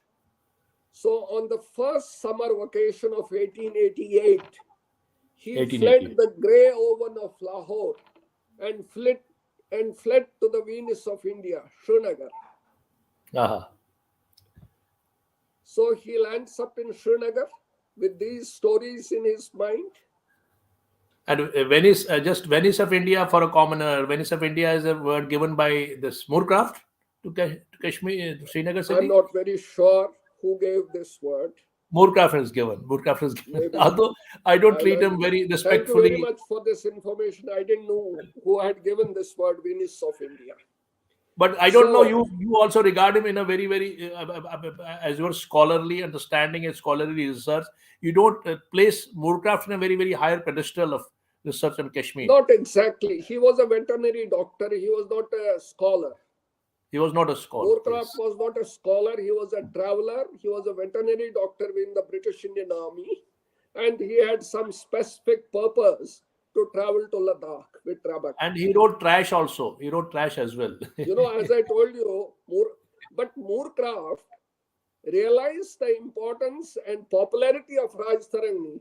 So he Yes. picked up Keshav copy and made a corrupt copy, because the person who must have copied must not have been a competent scholar. Certainly. So everybody took that corrupt copy in Devanagari somewhere in Calcutta, because the Britishers were centralized in Calcutta. They were the Calcutta capital. was It the was a capital. capital city. So Capital they city. made those, wrong or spurious copies and made translations. Which Buller said, "Lo, these are all corrupt copies. We need to search a fresh one, new Original. one, original." That's so wonderful. Now what happened? Yes. When Stein came to Kashmir, he was greeted by Pandit Suraj Kaul, who was the revenue member of Maharaja Pratap Singh, because Ranveer Singh by 85 had died. 85. That. As a mark of courtesy and royal decorum, after meeting Suraj Kaul sent him a equerry, a basket of fruits and vegetables, to Stein in his camp. The reason was simple, that Stein's student was Raja Hari Krishna Kaul, who was son of Pandit Suraj Kaul. So Stein had told Hari Krishna, "Look here, your father is a member of the Maharaja's council and himself being a Pandit. Can he not help me in procuring this Raj Tarangni?" So Suraj Kaul influenced now the owners of the Raj Tarangni. Buller had come in 1875. Stein arrived 13 years later. In between, Keshav had expired. Oh. So Raj Tarangni was divided between his three sons, You explain in the because other each lecture as well. wanted to claim the 9-generation family legacy, because it had been coming down for 9 generations with the same owners. Well, they only thought that it must have for its novelty value, not its Not novelty, something which is sacred in the family. Sacred in the family. Okay. Sacred in the family. So each brother claimed his respective portion. They never understood its depth as a scripture. No Kashmiri had read Raj Tarangni. Jugal Saab, हम कुछ भी बोले, किसी ने राज तरंगनी, अभिनव गुप्त, कलहन, ये तो नाम ही नहीं थे. अगर बुलर ने नहीं बताया बुलर नहीं होता आते, the बुलर not importance. had not come. Yeah, very छोड़े right. उस बात को. Now this Rajtarani was divided among us the three brothers, and Suraj Koul persuaded Stein, contacted them, but they kept the same policy of their ancestor. No, we will not part with it. Right. It took 1 year of Eastern diplomacy, Jugaad, that Stein finally persuaded the owners that I will return your original portions. Let me copy it. Fine? Right. So, after 1 year of waiting, Stein obtained all the three portions and realized that in this process of division of the full manuscript, certain pages were lost. Now, how do you know what the pages are? It was scholars like Govind Koul who knew the Kashmiri tradition and filled those pages because they knew Kashmir history. So finally, Govind Koul collated a copy of this original manuscript, and another man, Balkak, Balkak. his Pandit Balkak. copy. So these two scholars, Balbadar Kak. Balbhadra. Balbadar Kak and Govind Koul collated two copies, and Stein got the copy of the full Rajtarani. They were the courtiers of Maharaja? Govind Koul was? Govind Koul was an employee at some stage in the translation department. Translation they were not department. courtiers, translation department. Okay. Now, look, the grateful student, he knew that Buller could not get this copy. So before he embarked working on Rajtarani, Buller went to show the original manuscript to Buller. Stein went from Kashmir with the original manuscript to place it before his teacher. Very Because nice. he had it. So the grateful student went there and placed it in the hands of his teacher. So he came with his advice and returned. On return, Stein landed in England, carrying his luggage and also this manuscript packed in a box. As he was boarding a ship at the Ostende harbor, the porter mistakenly dropped it into the seawater rather than on the board of the ship. That's the story you also told in the You other. already told. Now let's You can bypass repeat. You that. can repeat a bit. It's very informative. Yeah. Now Stein got non-plus. You see, I had taken it on loan. I have promised to return. Hell, this is soaked in the corrosive seawater. Everything would have been washed. Everything would have been lost. But to his great surprise, neither the ink was washed nor the paper had got anything affected because it was on handmade Kashmiri paper. This was not on birch bark. Not on Mind birch you, not in mud, because birch bark was in the possession of Chandram's grandfather. When Buller had insisted him, I want a birch manuscript, he one day came with a sullen face and sunken face. Buller asked him, what's wrong with you?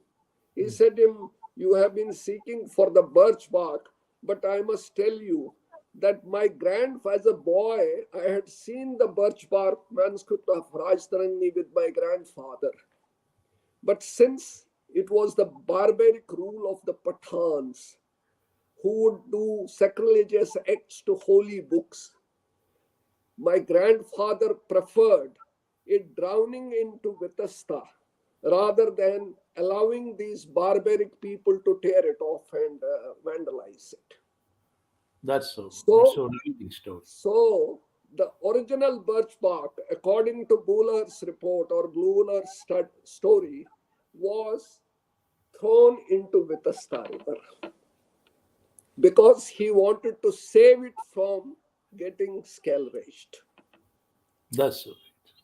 So how these great people have, preserved this against those brutal invaders. Jugal ji, more than that, we must give credit to these European scholars No who doubt. have left the record of these stories. We can't see them that they had a colonial mind. They didn't have the clue. Buller, Stein, X, Y, Z had no business to tell from which Pandit he got what, how he got, what he did, who was a great scholar, who was a great Pandit, who helped me, what business they had. They were honest. I think the integrity that was the Western scholars had So, always. so, Yeah, so you must give credit to certainly, them for their no doubt. great integrity. Without You their see, coming the on the story I am telling, I have only read from the records of these people they have left, the documents they have left, the letters they have written. I have not imagined it from my mind. But there was no compulsion for them to write all these things factually. I think that is something which we think we think that there was no compulsion as such. I think as the personalities, as integrity and the scholarship mind they had, honesty they had.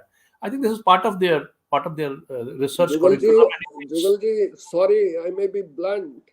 All of us write small and great books. In one page, we finish the story. I express my gratitude and thanks to Jugal Koul for helping me in this and doing this and that, and thank you very much. Detailing, there's no No, detailing. There's no detailing. there That's is our no mindset. detailing. That's our That's mindset. what I am saying. They Yeah, could also have written, or even they could not have written. they Who could not have compelled them? written. Who Yes, compelled that's them? that's true. It's After a great. all, they were from the breed of colonial masters, and small, ordinary, small Kashmiri Pandits were virtually subjects, Insignificant, the insignificant slaves.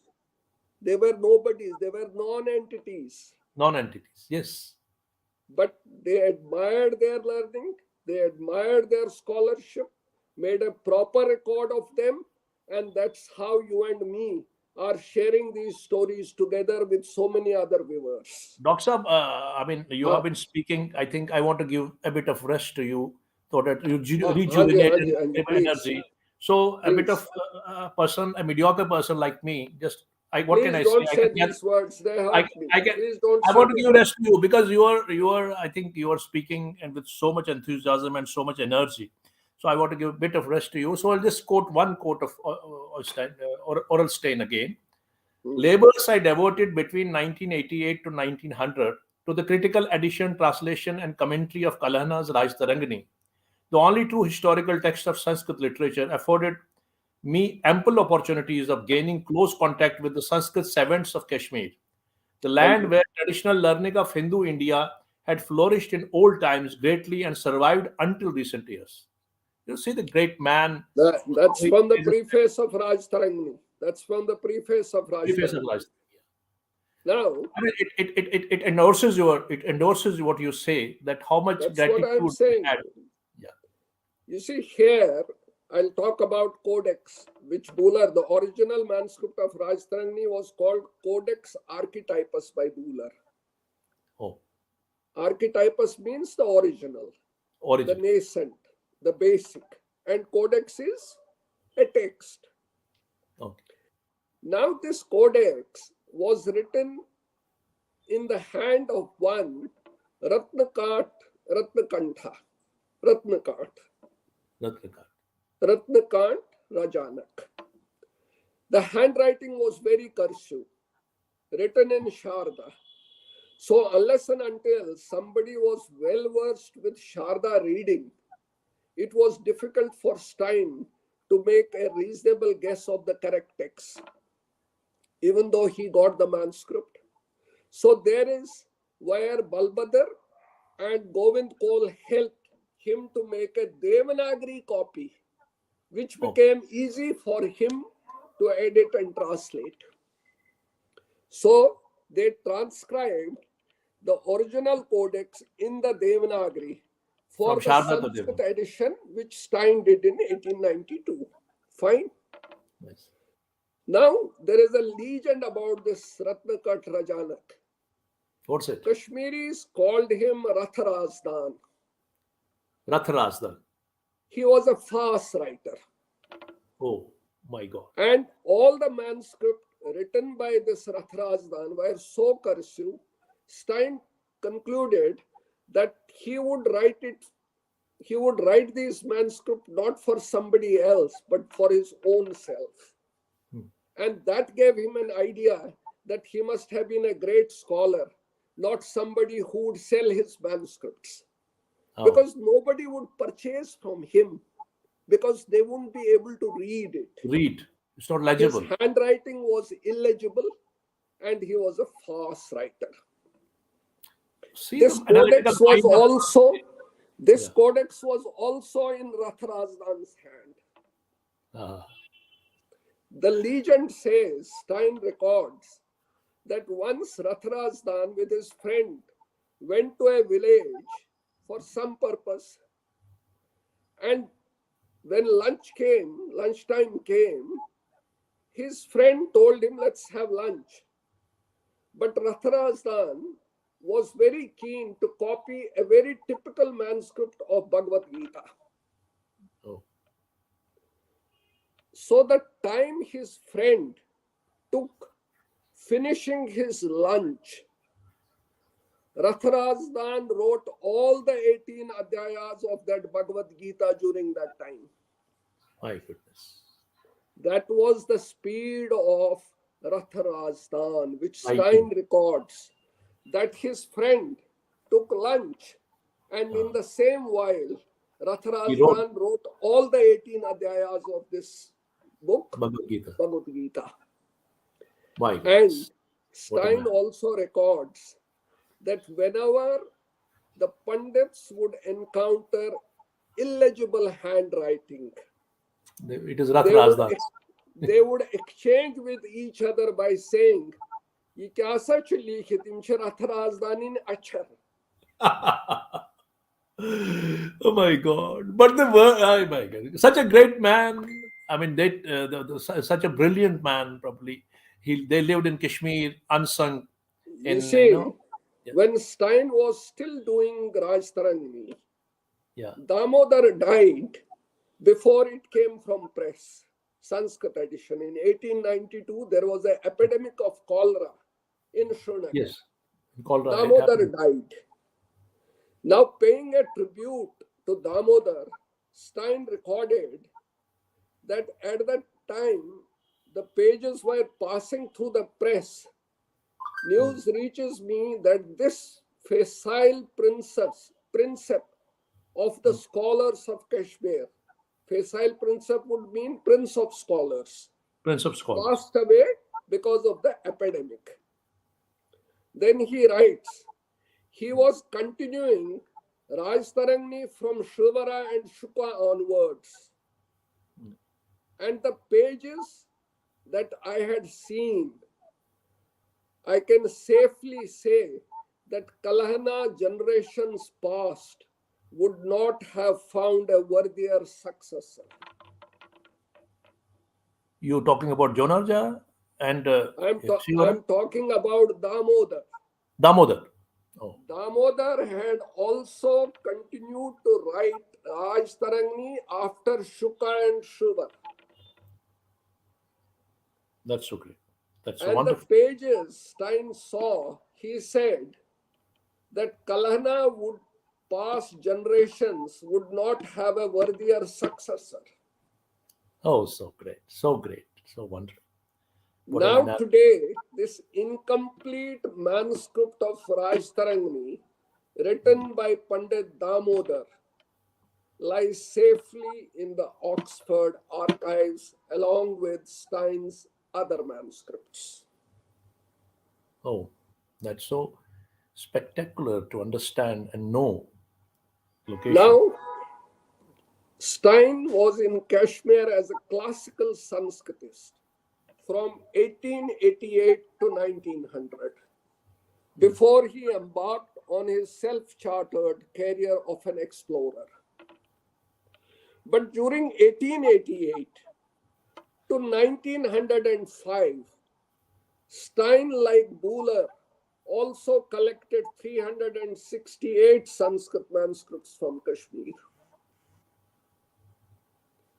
Those collected between 1888 to 1900 till he produced his English translation with the help of Mukundram Shastri, my grandfather, Sahas Bhatt, and Govind Koul. Right. He used these manuscripts to interpret Raj Tarangani for his volume of Ancient Geography of Kashmir.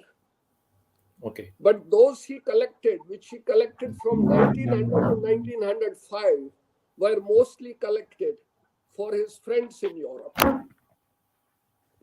He wanted to help them because everybody was excited about the ancient Sanskrit manuscripts of Kashmir.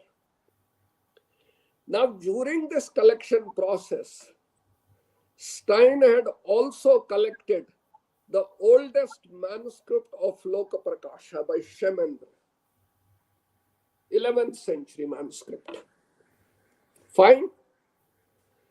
In 1905, he had collected. 1906 to 1908, Stein went for his second expedition to Taklamakan Desert and Gobi Desert, Khotan, Nia, and Dandal Queen areas, oasis. Fine.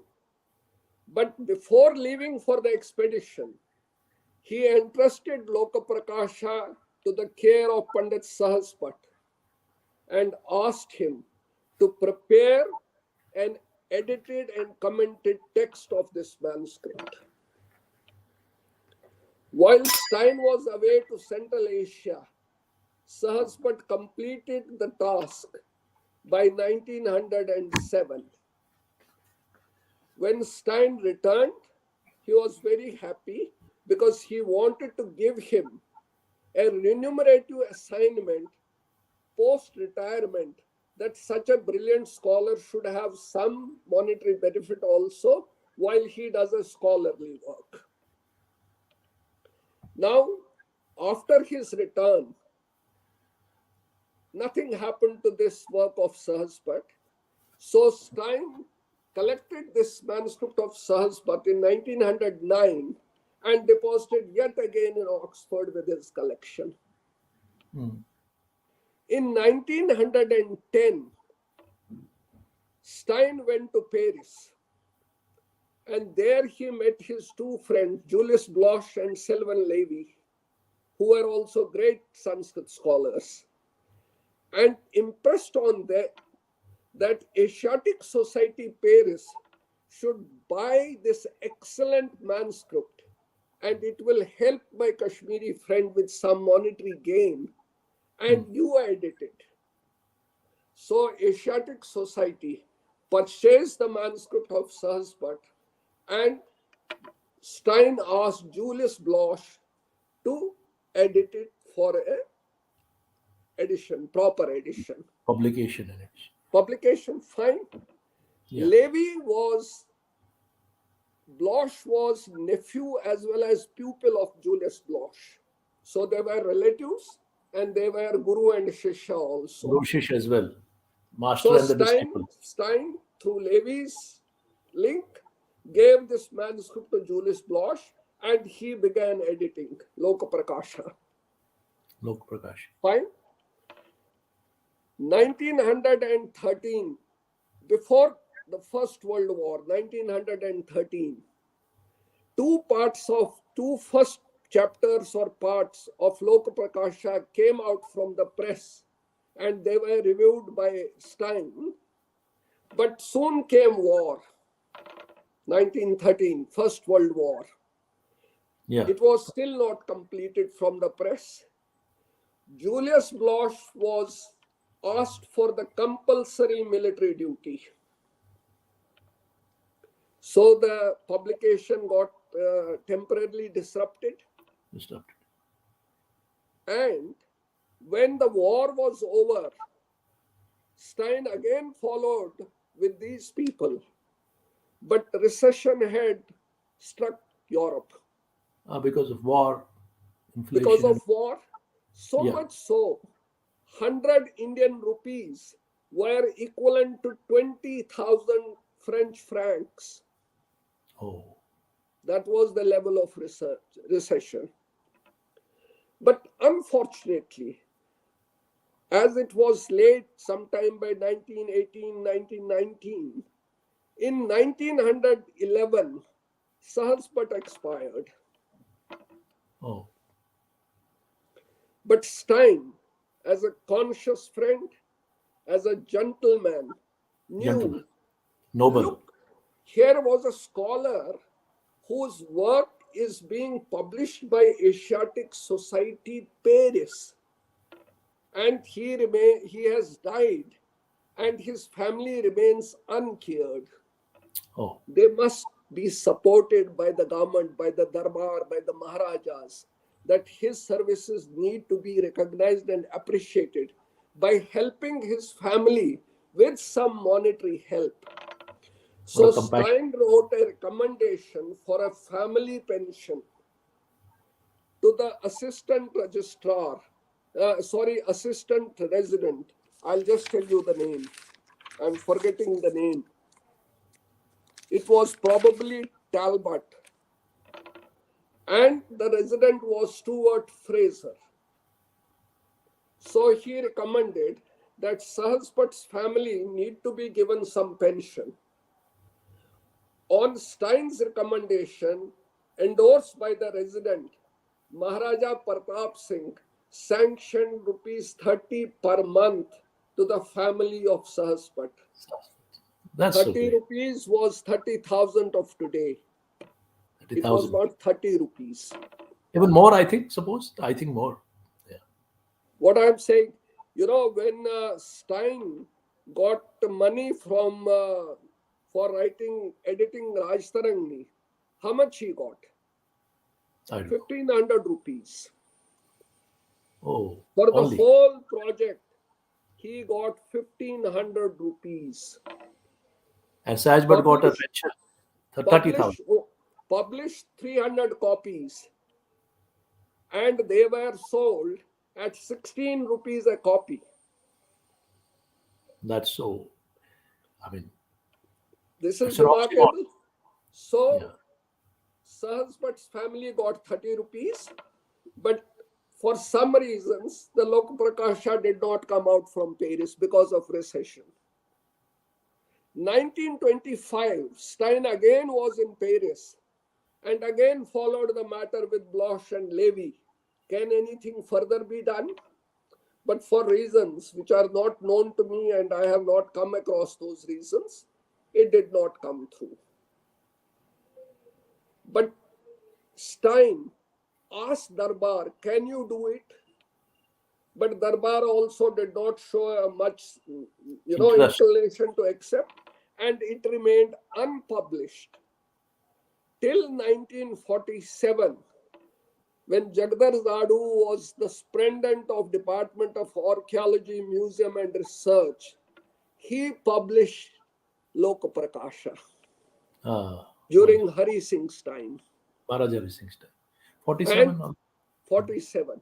It came as the last KSTS publication with serial number 73 or 75 in 1947, a little before India's independence.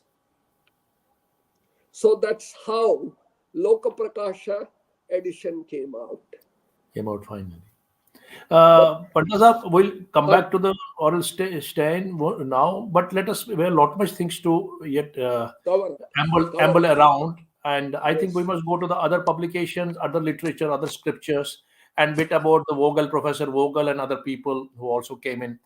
Uh, you know, uh, we talked about the great legends, Oral Stein, and this man, I, Bulhar I, and other. I'll Yeah. tell you a little bit of Stein before we go to it. When he Okay. went to catalog the Raghunath Temple Library, Stein was received by Maharaja Pratap Singh and Raja Amar Singh in the Darbar. Okay. Stein was made to sit between the two brothers, flanked by Pratap Singh on one side and Raja Amar Singh on the other side. Raja Amar Singh. And in front, on the floor, sat the entire Darbar. Pratap Singh told Stein that before I give you access to the Raghunath temple manuscripts, you must speak in Sanskrit with these Pandits. So Stein was asked to converse in Sanskrit. This gave confidence to Amar Singh and Pratap Singh. No, he knows Sanskrit. Fine. Right. He had carried some Sanskrit books, which he presented it to the Maharaja as a token of respect and gratitude. The Maharaja accepted them, and soon followed an order that the Raghunath temple library must be opened to Stein. The year was 1889. Stein was lodged as the guest of Darbar in the Dak Bungalow. But the beauty of this meeting was that his transport from Dak Bungalow to the palace was an elephant. So this tiny European Stein, when he mounted the elephant, he reached the palace. The meeting lasted not more than half an hour or 40 minutes. And at the time of his departure, the soldiers fired a gun salute. This made Stein's elephant disturbed and he became restless. He turned little amok.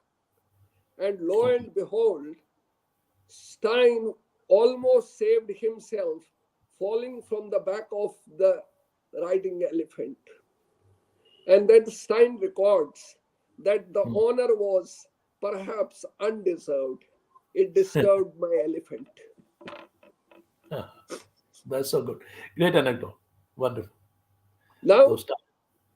we have talked about Stein. Yeah, well, let's come quickly to the other areas because it's So, almost so quarter the to nine. Yeah, so the first another European who came to Kashmir was Philip Vogel from Vogel, the Professor university, Vogel, Leiden Professor University, Vogel from the University of Amsterdam. Amsterdam. He Okay, did he had done his PhD under Uhlenbeck, who was a Dutch Sanskrit scholar, okay. but wanted to know more about Sanskrit. So his father was a top official in the Dutch judiciary. Through his contacts, he made a voyage for his son to visit India. In India, Stein made a 10th-month tour to North India because he knew Kashmir is rich in Sanskrit stores. Hmm.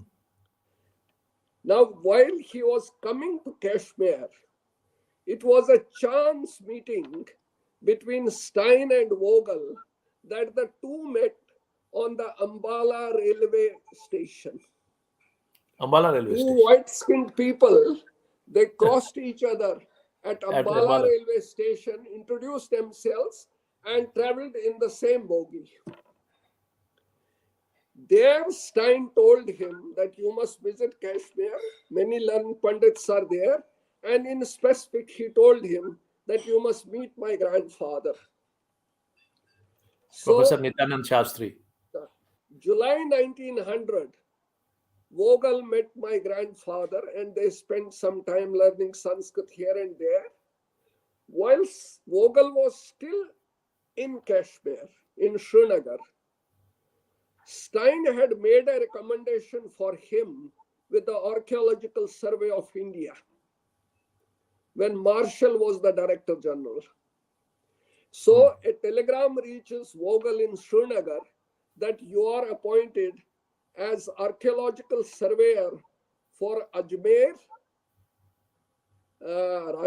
Ajmer, someplace, and central India. So he became a surveyor. It Surveyor. was Yeah. a temporary job for 5 years on a salary of 300 rupees. Okay. Vogel accepted. At that time, Stein's salary was 600 rupees.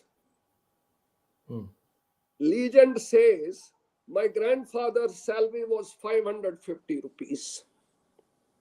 How far that is true, I cannot verify. But it was often said that he was among us the well-paid Kashmiri Pandits of his time. Why I am saying you? Giving a comparison that Right. Vogel began his Indian career at rupees 300 per month. Huh.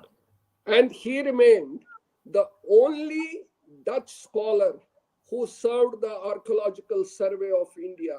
Otherwise, it was all Britishers Hmm. till the Indians took over. And the first DG was Dayaram Sahani somewhere in 1930s. Yes. Now, once he became the surveyor for Ajmer Circle and adjoining areas, Vogel was given an additional charge of Kashmir monuments also.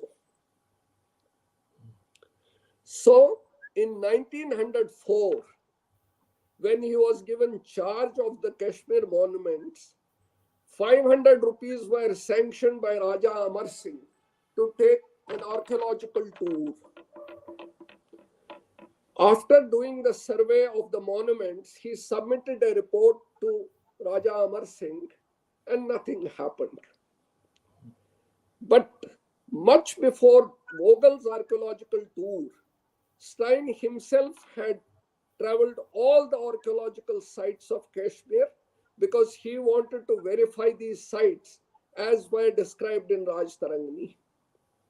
Yes. So Stein had access to Raja Amar Singh, gave him a report, and followed Vogel, who also gave it a report. And sometime later, after 3 or 4 years, Godberry, S.H. Godberry, and Vogel, Godberry and Raja Amar Singh gave these recommendations that we must do something about Kashmir monuments. Now, Okay. Vogel and Marshall thought that the task would fall on Archaeological Society, ASI. But the Right. clever Pratap Singh did not oblige neither Vogel nor Marshall. He appointed J.C. Chatterjee as the first director of Archaeology Museum and Research Library in 1910. What They could have did been the not reason? do, What could have been the reason avoiding Vogel? Or yeah. I'll tell you. Vogel was little critical in his report on the functioning of the Darbar in not looking after these monuments. Oh, I see. His reports were not favorable. What the Hmm. Darbar would have seen something as laudable. He criticized that Darbar has ignored the preservation of these monuments. Oh, I see. So So, Pratap Singh instead handed over the matter to J.C. Chatterjee, who became the first director. But lo and behold, not much was done about these monuments, but God sent opportunity. Chatterjee began collecting the Shaiva manuscripts which were available in Kashmir. Till then, nobody had collected Shaiva manuscripts in Kashmir. So all the stock of Kashmir Shaivism manuscripts Pranay, and scriptures began with J.C. Chatterjee in 1910 onwards. JC About Chatterjee. 75 of them were published till 1947, mostly initially by Chatterjee himself, about 7 or 8. In 1900, about 15 or 18 by Mukundaram Shastri, and from 1908 to 1945 by Madhusudan Koul Shastri, as many as 40 of them. The remaining 17-18 got published during Jagdar Zadu's time in 1947, which included Lokaprakasha also. Okay. Fine. Yes. Now, knowing the importance of Kashmir monuments and old temple sites, Pratap Singh became conscious that even if we have these reports, but he didn't want Vogel to come and do things. So he asked Marshall, send me a competent archaeologist from your survey who will take care of this and make excavations. Marshal deputed Dayaram Sahani in 1913. That's how Martand and Avantipura were excavated in modern times. Oh my God. It is which year, sir? Which year you talked about? 1913. I think Ramchand Kak. No, he was not there. Ramchand Kak was. Ramchand Kak became an archaeologist in 30s. Before Oh, that, he was a librarian. yes, Then he became chief secretary to the Maharaja. Then he became minister in waiting and finally became the prime minister. yes. Raja Suraj Koul, you Ramchand are saying? Kak's, Yeah. Ramchand Kak's archaeological work, ancient monuments of Kashmir, Hmm. were done under the care of one French and one British archaeologist. The British was John Marshall and Hmm. the French was Henry Faucher. They were his archaeological gurus. Oh, I see. So that's so wonderful, sir. Let's move further to some other personality. Like we can talk I'll about go to Staunton. Grierson. Is we don't need to discuss Grierson No, yet. we will go to Staunton first. Grierson came later. Oh, so you're going in chronology. Okay, fine. Now, in 1900, when Stein moved from Lahore to Central Asia, the vacancy felt vacant. The Hmm. positions of registrar and principal of the Oriental College. Okay. Canadian born American Sanskritist of British descent, Alfred William Staunton had done Start. his PhD under Morris Bloomfield in Johns Hopkins University. Morris Bloomfield. Yeah. Morris Bloomfield, whose photograph also you showed Yeah, before yeah. I we showed it. Yes, yes. started. Now, Bloomfield was a great friend of Stein. Hmm. Both had studied under Buller in Tübingen. Fine. Right. Now, Bloomfield knew that he had a brilliant student and he knew that Stein had moved to Central Asia. So Bloomfield made a recommendation. Stratton can replace Stein at Lahore. He also impressed on Stein that since you have a lot of connections with the Darbar, with the government of India, kindly endorse it. It so happened that two candidates who were considered for replacement of Stein at Lahore, one was Stratton and one was Morris Winternitz. But Internets. before government of India took a decision, Winternitz got an appointment in Prague University, German University, Prague. So Hmm. there was no competition with Stratton. Stratton was picked up to replace Stein. Okay. So Stratton came down as a bachelor to India, Lahore in 1899. Stein gave him all the inputs and Hmm. told him, look here, there is so much still in Kashmir. I myself did not find time to study Vedic literature, Vedic manuscripts. You must study Vedic literature. It's still a virgin area. That he has written this concordation of Vedic. No, no, that's Vedic but Concordance is written by his guru, Morris Bloomfield, from the Bloomfield. inputs which were sent by Stratton to him. Okay. Oh, I see. And Stratton was fed from Kashmir by three Pandits, my grandfather, Mukundram Shastri, and Pandit Ishwar Chandra. Now, Stratton got interested to study the Brahmanas, the Aranikayas, and the Kathak Sutras, whose manuscripts were still available in Kashmir. But like Stein and Buller, he wanted to go to the source because he knew there are Pandits who remember these rites and rituals more by memory than what is written in manuscripts. So the man whom Stein told Stratton to locate in Srinagar was Pandit Ishwar Chandra. Ishwar That Chand. he remembered all this Vedic literature on the tip of his tongue. Go and record with him. More than the manuscripts you will collect. Fine? Yes. Ishwar Chandra was nearing 100 when Stratton met him. So, instead, he said to my grandfather and Mukundram, could you please, since he doesn't know any English and I know no Kashmiri, what do I do with this man?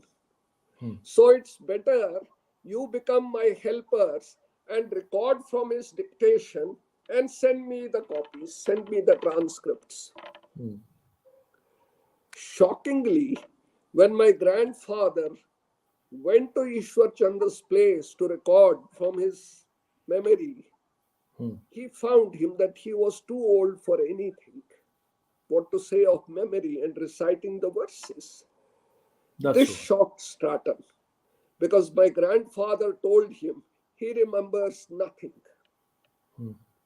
But Stein, when he had met Ishwar Chandra about 15 years ago, he remembered everything. Probably age had affected Ishwar Chandra.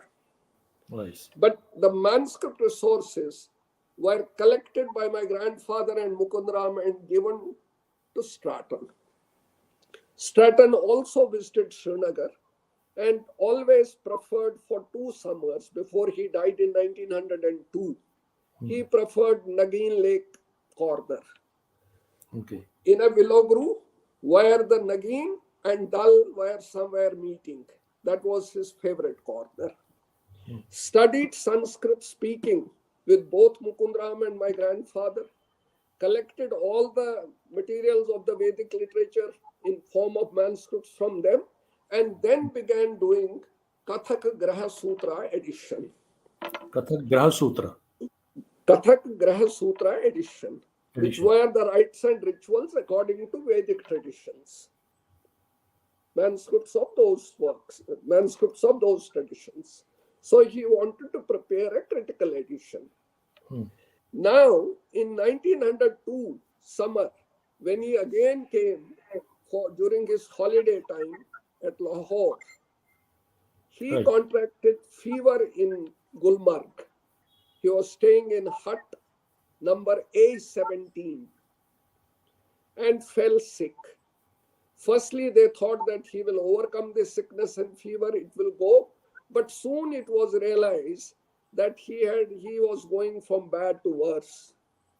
And unfortunately, before he could edit it and send it to press, Stratton died in Gulmarg on August 23, 1902. He was young, 35, I said? No, He died at the age 36. 36. And his wife, Anna Booth Stratton, was Anna also. Booth, when he came in 1899, 1900, he married the Canadian girl Anna Booth Sims. He Oh, knew her from America days when he was at John Hopkins. John And Hopkins. both of them got married in Bombay. That's so great to So know about Stratton this. was buried in India. So after his death, aeroplane was not invented. It was not made because the first aeroplane came in 1911. There was 1911. Yes. no way that his body could be transported back to Canada. So Stratton was buried in Gulmarg in the Christian cemetery. And Fine? people don't know about it. Listen, I'll tell you. So he was buried. Little 2 months later, Anna left Kashmir and India and went back to Canada. In 1903, maybe 6 months, 8 months, 10 months, she wrote a letter to my grandfather. Will you not make a pilgrimage to the grave site? And if any grass or flowers have grown there, will you not be kind enough to send it to me as token of Ah, memory of my late husband? so wonderful. Heartfelt. After receiving the letter, my grandfather, I would say, made the pilgrimage. Fine. So my grandfather picked some flowers or some grass from the graveside, packed it, sent the post parcel to Anna, who was in Toronto, Canada. living with her father-in-law, Staten's father, who was still alive. Oh. Well, it started right very young. 36 is no age. Yeah. 36, as I told you. And there was another letter from Anna to my grandfather.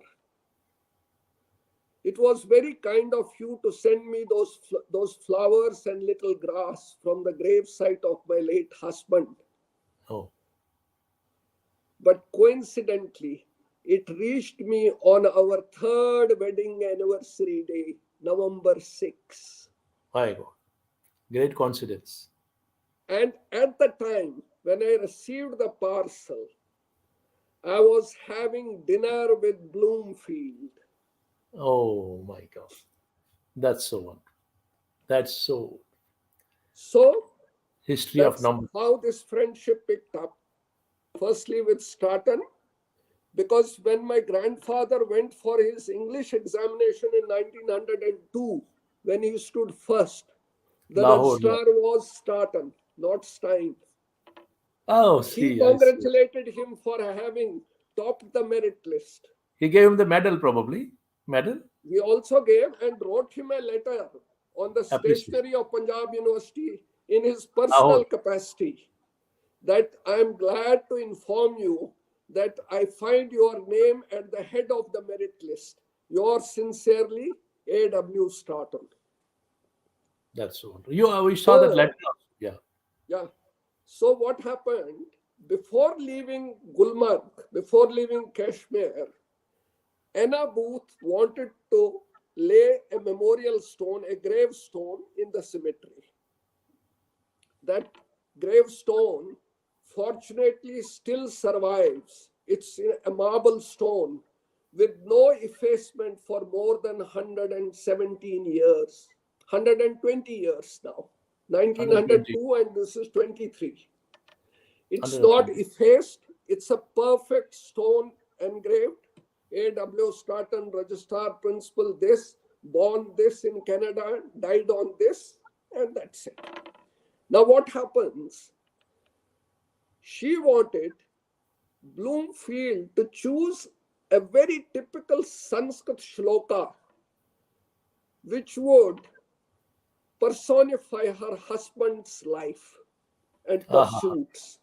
Beautiful anecdote. Wonderful. Wonderful. So she asked Bloomfield that he was your student, Morris and Bloomfield. you must have I want to have a Sanskrit couplet engraved on the tombstone. Hmm. And Bloomfield chose a couplet which still is readable on the tombstone. Yes, that's William Staten. Yeah. Beautiful. I don't know Sanskrit, but I'll tell you the translation of the Sanskrit shloka or the verse or couplet he had made. His was life, Hmm. like that tree which bears the fruit and gives shade to Ah. all those who will come under it, but himself stood in the open sun. Oh, that's so beautiful. So beautiful. The shloka This was. was the verse chosen by Morris Bloomfield from Ah. Subhashtavali, a Oh, great. Sanskrit compilation of words of wisdom, Subhashtavali. And Yeah. he chose, his was a life like that tree which bears the fruit and gives shade for others, but himself stood in the sun.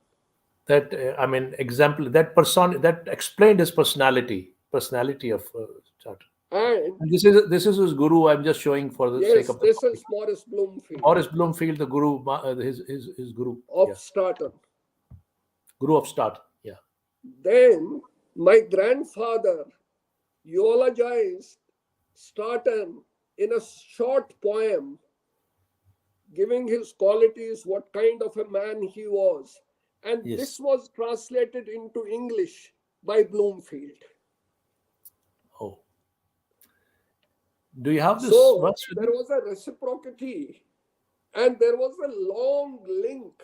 It was not in isolation. Buller did something, Stein did something, Yes, stand, Vogel not did listen. something. They were all linked together. One helped the other. One Kashmiri helped the other in that generation. There That were was many things which my grandfather and Mukundram together gave to Grierson for his work on Kashmiri books. Krishna Avatar Leela, Shiv Parnaya, Kashmiri Ramayan, Dictionary of Kashmiri language. It was not in isolation.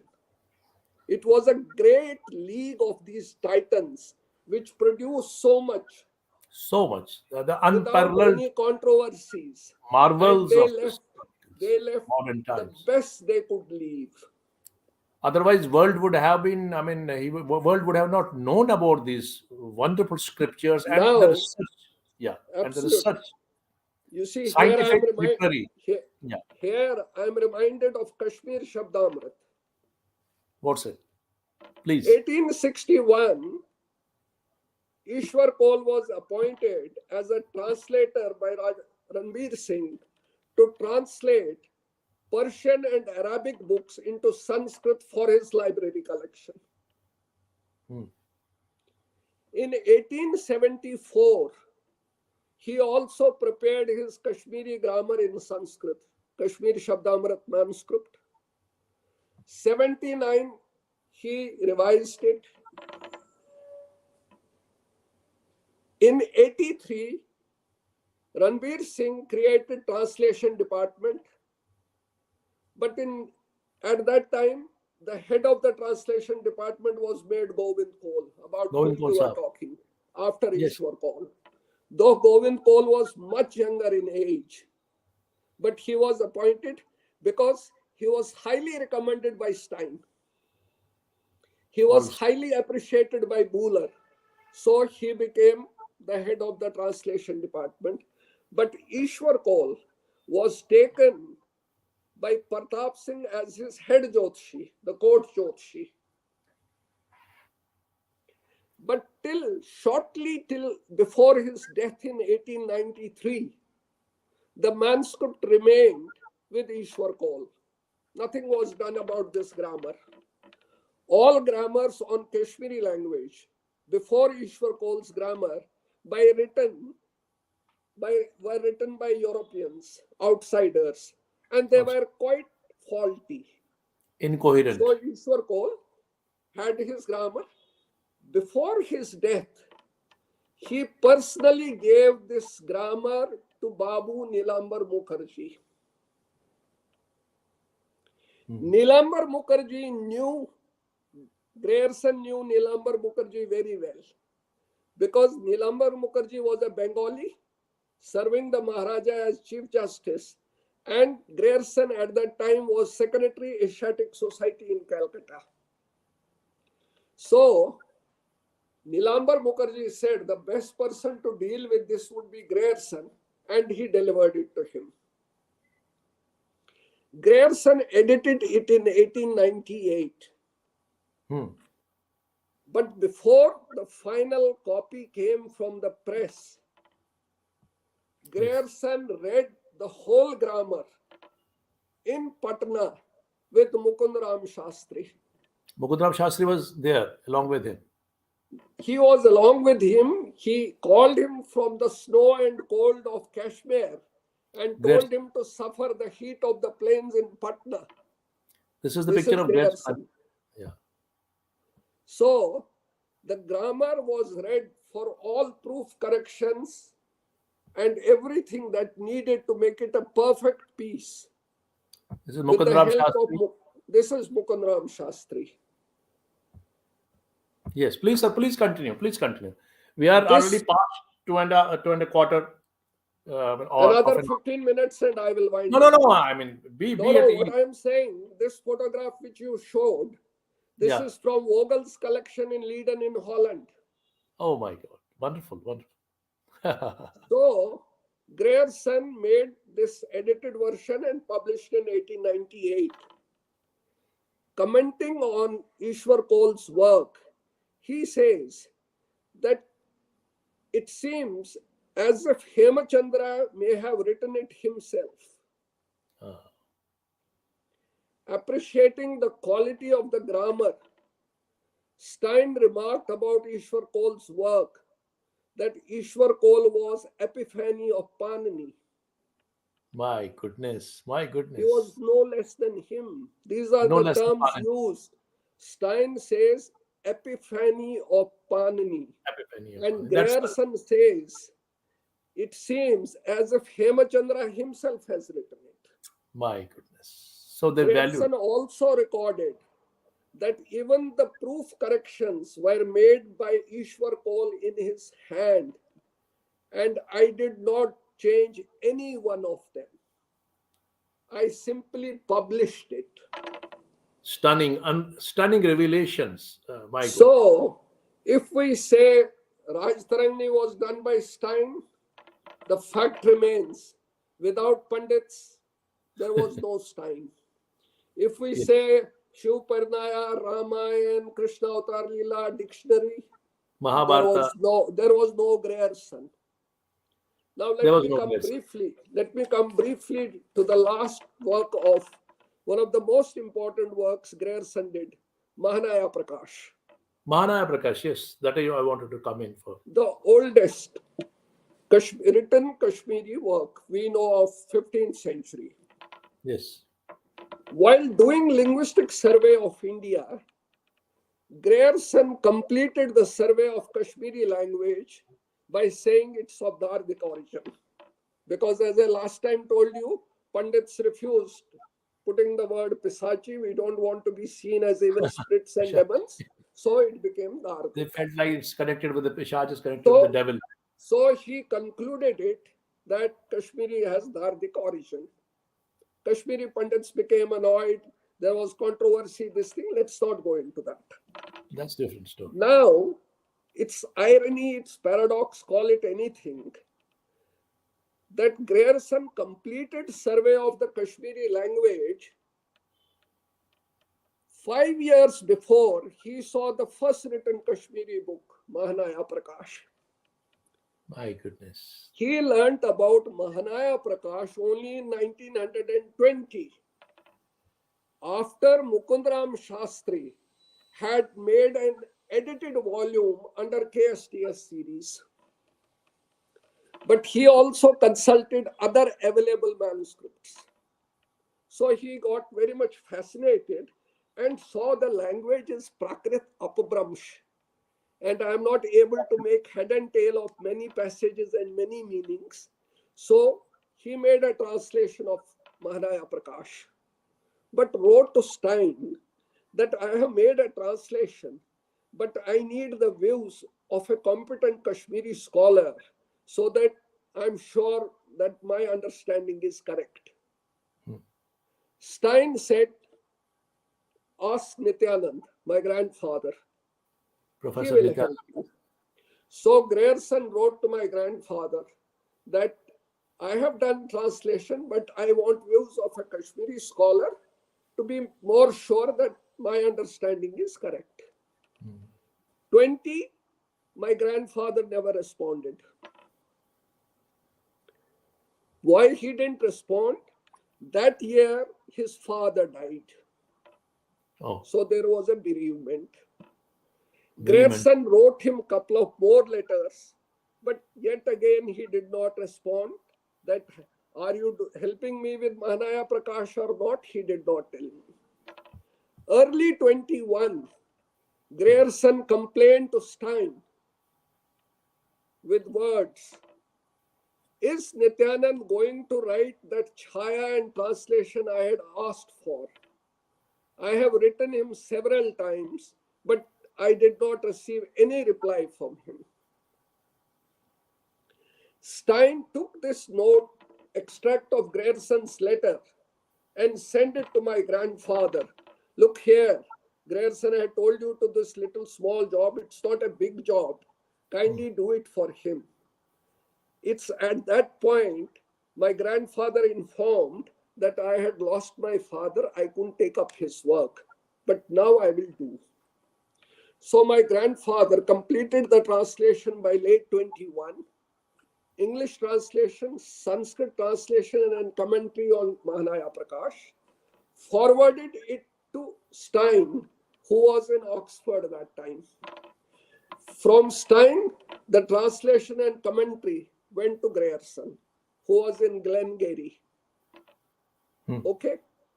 After he received the commentary, the translation, he wrote a letter to my grandfather saying, "This is exactly what I had wanted.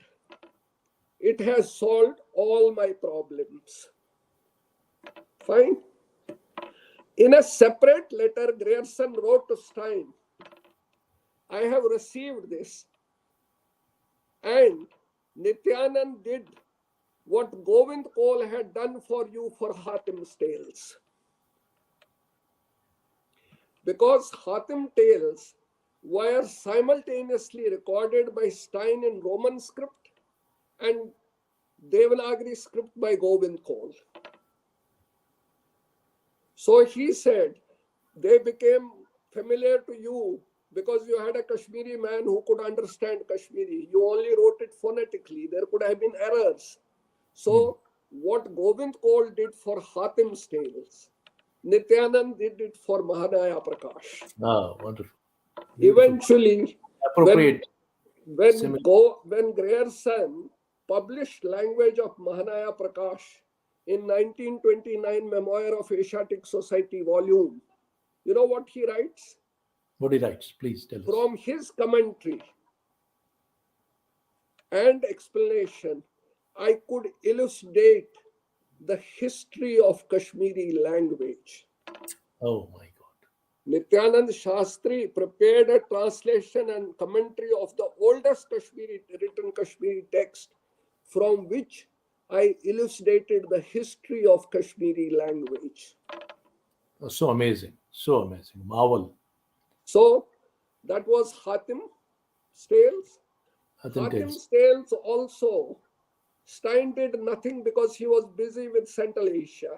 He went to Central Asia. 1910, again he deposited them in Oxford. By chance asked Grierson, "Can you edit?" Grierson said, "Yes, I can do it."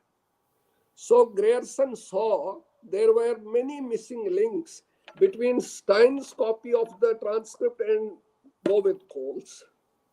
There were missing portions. So he said, "You need to revise." 1912, Stein happened to be in Kashmir to receive his knighthood. Yes, knighthood ceremony. We talked about last episode. So he took a chance to locate Hatim Tilumoni again, to say him, "Look here, you recited these stories, but something is missing. Please re-recite." When they were first recorded, Hatim was 46. 16 years had passed from 1896. This was 1912. Hatim now was 62. But such was his memory. Stein recorded, just prodding of few words would set the phonographic machine into motion. My goodness. And he could recall these stories verbatim, literatim, punctatim. Even the sequence of words, even his punctuation did not vary even after 16 years. Astounding. So, what kind of people were they? What kind of humans were they? But here we must realize, when Hatim recalled these stories for the missing portions, there was no Govind Koul. He had died in 1899. Now this time Stein asked Pandit Kashiram to do the needful. So from Hatim's revised dictation, Kashiram filled the gaps of the missing stories and songs. And let me declare it to your audience. Yes, we please. know Hatim's Tales, edited by Grierson, Stein, narrated by Hatim. Kashi Ram translated all these Kashmiri stories into Hindi. That manuscript is in Oxford collection of Stein papers. Oh, quite revealing. So Kashiram did, and in 1917, Hatim's Tales were published by Grierson. Correct? Yes. All of us know that Hatim's Tale book frontispiece, the first page of the book, bears Yes. the photograph of Hatim Tilwon. You must have seen, our viewers must have seen. That photograph was clicked by Stein when Hatim Tilwon would come for the story dictations at Mohanmarg. Grierson asked, well, you and Govind Koul recorded them together. It would be very proper if we also carry a photograph of Govind Koul in this volume. So Grierson asked Stein, send me a photograph. Stein replied him, well, my large quantities of photographs are lying with my friend Percy Allen, who was president of Corpus Christi College, and Govind Koul's photograph, I recall, is also in that collection. So I'll ask him to send you one. So Percy Allen picked up Govind Koul's photograph for the edition for printing in Hatim's Tales book. But the photograph never appeared. It never appears. Now you'll ask me the reason. When Grierson was printing it, it had to be approved by the State Department of the British government, imperial government. Oh, my goodness. The bureaucrats sitting on this permission denied Grierson to publish Govind Koul's photograph in the book. You know, citing what reasons? What reasons? It did not form the part of the original manuscript. So that's how we are missing today Govind Koul's photograph in Hatim's book. Hatim Tilwon appears, but Govind Koul doesn't appear. That's very tragic. It did not form the part of the original manuscript. Now, before Hatim's Tale was published, Grierson had a tough time with the printer. He would not send him the proof portions. So he got frustrated. When Stein asked him, what is the progress? What is the progress? He said, quoting a lalwak to explain the situation. The English meaning of the wak was, it's easy to milk an ox, but difficult to get the proof copies from the printer. That if you want me to milk an ox, I might get something, but I am unable to get these proof copies from the printer. Now here, imagine two Western minds, two scholars from West, how close they communicated the expression of their circumstances in Kashmiri language, conveying it through a lalwak. My goodness. That's what so better tribute you can think to Kashmiri language than two Europeans exchanging their views, making each other understand the situation and quoting lalwak. Quoting it for the language. What can be more than this? That is something very, very, I mean, special and very astonishing, and something which is historic in its. I mean, it defines the character of these particular visitors, Indologists who came and worked on these chronicles in Kashmir. You see, another scholar was Winternitz. Winternitz, yeah, we didn't talk about. Winternitz was Max Muller's assistant in Oxford, and he became a good friend of Tagore when Tagore went to Czechoslovakia. Yes, in 1921. He went for a reason. There was something published, translated into language, different language. Some, I don't remember, some scripture. Maybe Gitanjali or something. I'm not aware of it. But not Gitanjali. some scripture, some ancient scripture, Indian scripture was translated, and Tagore got curious. He went to Czechoslovakia. That was the reason. Somewhere I've read. Okay, Yeah, I agree. Now Tagore landed in Prague University where he met Winternitz. yeah. So, as goodwill, he reciprocated and told him to come as visiting scholar to Shantiniketan. Okay. So, Tagore's invitation brought Winternitz to India. Yeah. But since he was student of Max Muller and worked at Oxford, he knew Stein. So, Winternitz at that time was interested to publish and edit Mahabharata. There was no scientific edition of Mahabharata before Winternitz embarked on it. Okay. Now Winternitz wanted the Kashmiri Mahabharata manuscripts. So Winternitz traveled from Shantiniketan to Mohanmarg and stayed with Stein and asked for his help. Stein again, with closed eyes, with blinkers on his eyes, told him, go to Pandit Nityanand, he will guide you where to find the manuscripts.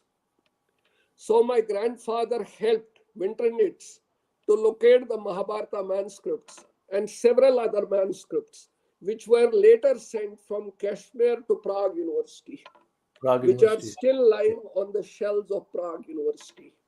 Thank God it is saved. It is not destroyed in that communist rule, which had Yes, literally taken inroads in yes, Yeah, 56 Eastern Communist Europe. Revolution. Eastern Europe. Now, Yeah. Winternitz himself edited for the first time a scientific edition of Mahabharata from Calcutta University in 1927. And much of the material came from the manuscripts from Kashmir at the behest of Oral Stein. Now, I'll give a personal anecdote. Stein was a Yes. bachelor. Yes. Grierson was married with no children. But Morris Winternitz was married 5 times. Oh. He married 5 times. He had 6 children. He was so much fascinated by Buller and Max Muller that he named his first son as George. Not George, but German George without E. That was Without the E. name of Buller. Buller's Buller. George does not have E. Oh, So I it see. was George Winternitz. His third son was named Max Winternitz after the first name of Max Muller. He was so much fascinated by his mentors. These people. As you said, they were all connected. They were all together. They were in a loop. They understood, This was a continuous league without any interruption. There was a and there was grand design. It didn't there's a happen in isolation. it doesn't happen in isolation, and there is a divine connection. Natural, there is a divine Now, connection another underlying dimension which life. I would like to share with you. Yes, You please. see, except for Stein, all these scholars came for a brief visit to Kashmir, 2 weeks, 3 weeks, 1 month, 15 days, 12 days, and went away. But so much enormous literature was produced, running into thousands of pages. How? By Through this exchange of correspondence. correspondence in those times. They must have written hundreds of letters, thousands of letters from this end, and hundreds and thousands would have been exchanged from that end. And The the tragedy, the transportation need was through ship. today is to really locate those archives and build a new dimension of Kashmir's literary history. That is I'm unfortunate. talking to you from some of the correspondence I have seen, a minuscule, few Means, hundred letters here and there. Some to my but doesn't grandfather, some in Oxford archives here, and try to pin them up. But Stein's archives have more than 1 lakh letters. My goodness. See the diligence of these people. They were superhumans. They were blessed. They were different. That was a different breed. We don't know. We are not familiar with. अलग ही कुछ है. मतलब ऐसा नहीं. आजकल scholar भी है. Today we find lot many people around, but we don't find this breed. This kind of the integrity, the honesty, the connection, the enormity, the depth, the diligence. You see, last scholar I'll say in the passing was Franklin Edgerton. He Yes. was a Yes. Yale Sanskritist. He Yeah. came to Kashmir. Yes, this is Franklin Edgerton.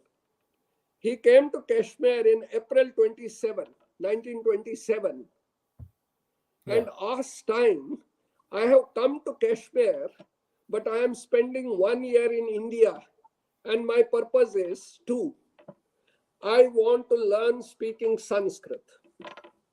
So get me a Pandit who can speak Sanskrit but also understand American accent of the English.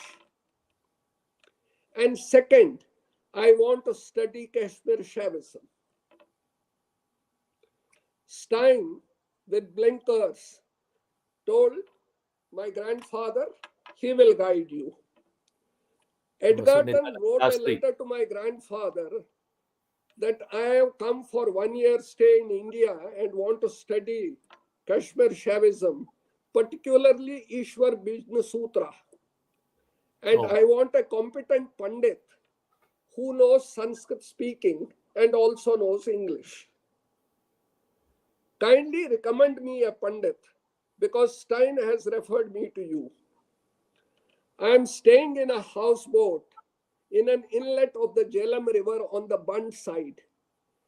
If you think you can call on there, please visit me, or else indicate me the place where I can call on you. It struck the friendship between the two, and Edgerton studied Ishwar Pratyabhigna Sutras from my grandfather.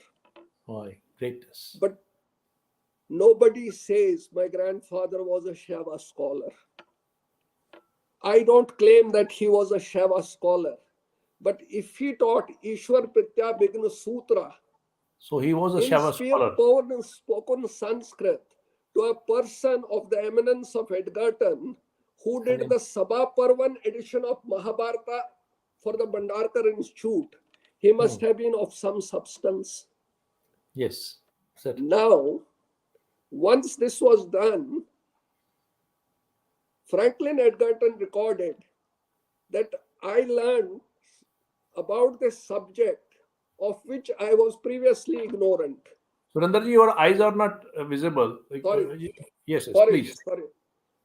I learned of a subject of which I was previously completely ignorant. Okay. You have unsealed my eyes on the subject. Oh, so now, where was the need for Edgerton, for Vogel, for this man to praise Mukundaram, Sahasbad, Govind Koul, unless and until they were honest and genuine? They were honest, genuine. That's character. There's a single word for that. Character. Character. Men of integrity. Integrity. Character. It's not sufficient to ridicule Grierson for the Arctic language. No. People must know that how he admits that Kashmir has descended from Prakrit Apabramsha after he read Mahanaya Prakash. But by that time, Kashmiri part of the linguistic survey of India was complete. Where was time for him? He was more than 80, with failing eyesight, getting blind in one eye, and then also thinking about his credibility. How can I change my conclusions? He had no time. He was working on 368 world languages. Kashmiri was not special for him. He was working in different areas. Indology. So the question is, and Grierson even says, after I deal with Mahanaya Prakash, I still have an older Kashmiri book which I will tackle later. Now this shows that written Kashmiri is older than even Mahanaya Prakash. The need today is that someone must search for the archives of Grierson papers where we can find older Kashmiri written book than Mahanaya Prakash. And the history of writing Kashmiri will go still further behind. That is the need of the hour, and But probably we have who? only sources are these archives, Western archives, and Indian archives. Absolutely, there is a There's nothing need. in the ground left in Kashmir. Yeah. It's time that Kashmiri scholars must find Buller's collection in Bhandarkar Institute and Stein's manuscript collection in Oxford They and must sit study and them. study them for a long period of time, decipher everything, understand it, then research, then talk, and don't not spread this canards of a very limited knowledge You and limited scholar. see, I'll wind up in And then four lines. just at the Yeah, end, yeah. I will not let you rest, sir. You are a great friend, great scholar, but you are with Jugalji right now. I feel like talking about. You tell us something about that Spanish Jagadhar Zadu and Professor Jagadhar Zadu and that Spanish classic. It Spanish was classic Don Quixote. Don Quixote. Yeah, where is Yeah, it gone and where is it gone and where is it still lying? It's not back here. Kashmiri. It was translated into Kashmiri language and I'll tell you. yeah. Stein's fourth expedition was a failure Okay. because Chinese accused him that you are a thief. You are Yes. vandalizing and looting our heritage, taking it by camel loads. So they asked him, look, whatever you have excavated, whatever you have collected, drop it here. We'll not And let you go with this collection. Previously, you have looted us, that's gone, but we'll not allow you now. okay. But fortunately, through British influence,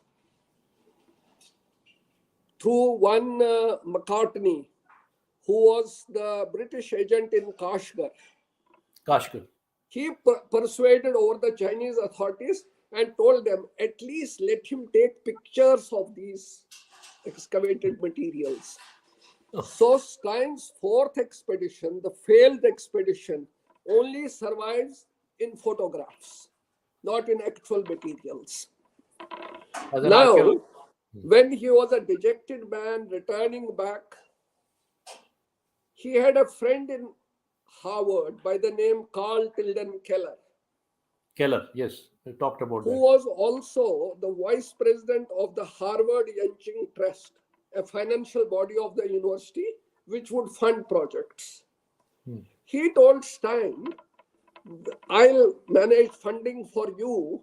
You have many other areas. Why don't you explore Jordan, Trans-Iranian border, and Afghanistan? Hmm. But Afghanis would not let a Britisher, white-skinned man into their territory. So Keller funded his expedition to Trans-Iranian border, Trans-Jordan-Iran border. Jordan, Iran, burden. When he met him there, Keller informed him that he is fascinated by the Spanish classic and I am collecting all possible translations wherever they are available in the world. He was a rich man also, by profession a chartered accountant, Oh, but highly literate, highly interested in academics. literature. So he would collect all the translations, whether they were published or in manuscripts, wherever they were available in the world. When Stein met Keller in America, Harvard, he told him, look, you often go to Kashmir. Can't you try Sanskrit and Kashmiri translation for my collection? Oh, So he said, since I'm going for explorations, once I'm back, I will try to speak to my old Pandit friends. But let me tell you, all those old Pandit friends with whom I worked mostly on Rajtarangni, they have passed away. Sahas Bhatt, Govind Koul, Mukund Ram Shastri. There is only one Pandit, Pandit Nityanand, who is still there. Let me go back to Srinagar. I'll go next year. So 1935, Stein and Keller exchanged the idea of translations. When Stein asked my grandfather for a translation, he came to know that my grandfather had suffered paralysis and had been bedridden for last 2 years. 33 he Yes. suffered. He was away at that time for expedition in Transjordan border. Fine. Okay. Now, before asking my grandfather, Stein met my father and asked about the health of his father, who told him he is recovering. And he said, I want to meet him and there is some work. Will he be able to do it? He said, what's the work? So Stein told my father, there is this book, but even if your father will give you a dictation, he needs a help and I would want you to take the dictation, because my father was also a student of Sanskrit, a merit scholarship holder in his graduation, and he had a very legible hand. So Stein first thought, Nityanand will dictate and my father, his son, will take the dictation and translations will be provided. But for reasons unknown to me, my father never became the writer. Okay. My grandfather asked Pandit Jagdar, Professor. let's do this translation together, because he was also an eminent scholar. Yes, he was a no doubt about And it. Jagdar was the man who had replaced my grandfather after his retirement in SP College as professor of Sanskrit. So the link was as colleagues, As as colleagues, Sanskrit scholars, but senior, more junior. than that, Jagdar and my grandfather were sewing. My They were related. uncle, Okay. my father's younger brother, was married to Jagdar's eldest daughter, Dhanvati. Okay. So this forged a scholarly collaboration. Their professional link, their family link, Relationship. relationship also forged a scholarship. My grandfather would tell some parts to which Jagdar Zadu also contributed during translations. Finally, both the translations were prepared by end of 1936. Stein at that time was in Ahvaz, Iran. He was in So Iran the then. translations came to him, and from Ahvaz, Kermanshah in Iran, he posted the packet to Oxford with instructions they must forthwith go to Keller at Boston in Harvard. So the translations landed with Keller. Keller kept the translations with him, but sent a photography copy back to Kashmir saying that this should be revised in a calligraphic hand. Calligraphic. Yeah. Calligraphic hand. So the calligraphic hand was then sent again from Kashmir to Harvard, Harvard University. and where the Kashmiri and Sanskrit translation lay unknown and neglected from 1937 till 2012. Nobody knew Kashmiri and Sanskrit translation of Don Quixote. Nobody It knew. was, it was in 2002, I wrote a short article on this fact. And a German professor at Marburg University picked up that article and went to Harvard to locate the manuscripts. Stanislav Jager. Ah. Stanislav Jager brought the transcript copies of the two manuscripts, which they studied from 2012 to 2017 in Marburg University, and came to the conclusion, amongst all Indian translations of Don Quixote, This was the best. perhaps this is the best translation. Great scholars. Great tribute. So 2019, Marburg professors picked up to make a regular Sanskrit edition of Don Quixote. Oh. The Kashmiri translation is still underway. This is how the translation of Don Quixote happened in Kashmir. That's so great. So wonderful. And So there is nothing greater contribution of Kashmiri scholarship to the Western literature than these two translations. classics. Don't. Because Don Quixote is considered as the greatest novel of the world for 4 centuries. Classic. Now, two Kashmiris having made, now here I must mention, all these Europeans did everything for Kashmiri literature. The literature was Kashmiri, they did everything, They translation, did everything. writing, whatever. Honest, integrity, Don effort. Quixote was an exception, where European scholarship asked for Kashmiri hands to embellish their literature. Return there. This. So it was a return gift.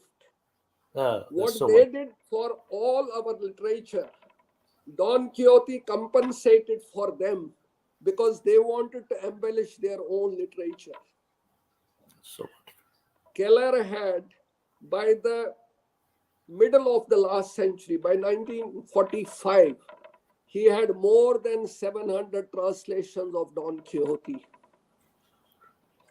He deposited them in Houghton Library and informed Stein that I have given this collection to Houghton. And Stein wrote him, it must have been a great wrench in your heart to part with this dear collection, but you did the right thing. I'm happy you took this decision. Back wrote Keller, but I still have those two translations which you helped me to obtain from Kashmir. They are still in my possession. I have not donated it to the Houghton. But after Keller's death, his family donated all the remaining translations of Don Quixote to the Houghton Library at Harvard. So they're lying there. So they are lying there. Still, Contribution by great Kashmiri on this scholars. day, 12th February 2023, they are still on the Harvard shelves. Oh my goodness. It was so pleasure. So pleasure. Last conclusion with the personal detail. Yes. The three pillars of this interface were Grierson, Stein, and my grandfather, Professor Nityanand Shastri. Shastri. The coincidence of life is such that their dates of birth and their dates of death in respective years is same. The first to go was Grierson, 1941, born January 9, died March 9. My goodness. So 9-9. Now, next to go was my grandfather, born June 24, 1874, died December 24, 1942. 24, 9 and 9. The last one to go was Stein, 43. So 41, 42, 43. Stein was born 26 November 1862. He died 26 October 1943. 26 and 26. That's so With wonderful. their death, this interface came to a close. Nothing It is. followed after that. It is sometimes actually these are all, I think, divine interventions, we may call it, in a very, very spiritual way. And Curio has talked about this numerology, occurrence of neurology, connection, somewhere connected, connection to this mankind and its connection with the divinity. And maybe in the Orient, we talk about the carnations. You don't know how the souls travel across the planet from one carnation to another carnation. They have, Jugalji, if I may add, in yes, my estimation, perhaps, Stein may have been a Kashmiri Pandit in his previous job, previous lives. Yes, I that also. he paid his debts back to the Kashmir. That's so wonderful. So wonderful with that wonderful quote. I think what can we, how can we tribute, how can we talk about these great men. They're giving to the Kashmir, given to the not only to the Kashmir, the knowledge of scriptures, wisdom, ancient wisdom of Kashmir to the humanity, to the planet. They have taken by these chronicles of the 19th and Jugalji, 20th century. I may not have the answer, and it may not be the time to share a greater view into this or insight. I'll Yes, quote Mark Twain. Mark Twain, He BBC says, correspondent. "A- anyone who doesn't read book, Acha, Mark Twain. anyone who doesn't read a book is no better than an illiterate." And that's true. That's for that matter. And, Kalidas has and that applies to Kashmiri Pandits. and we call ourselves Pandits. Kalidas That's has a also different said, thing. That's Kalidas a has also different thing. said, without literature and music, man is not but an animal. And so Socrates has also said.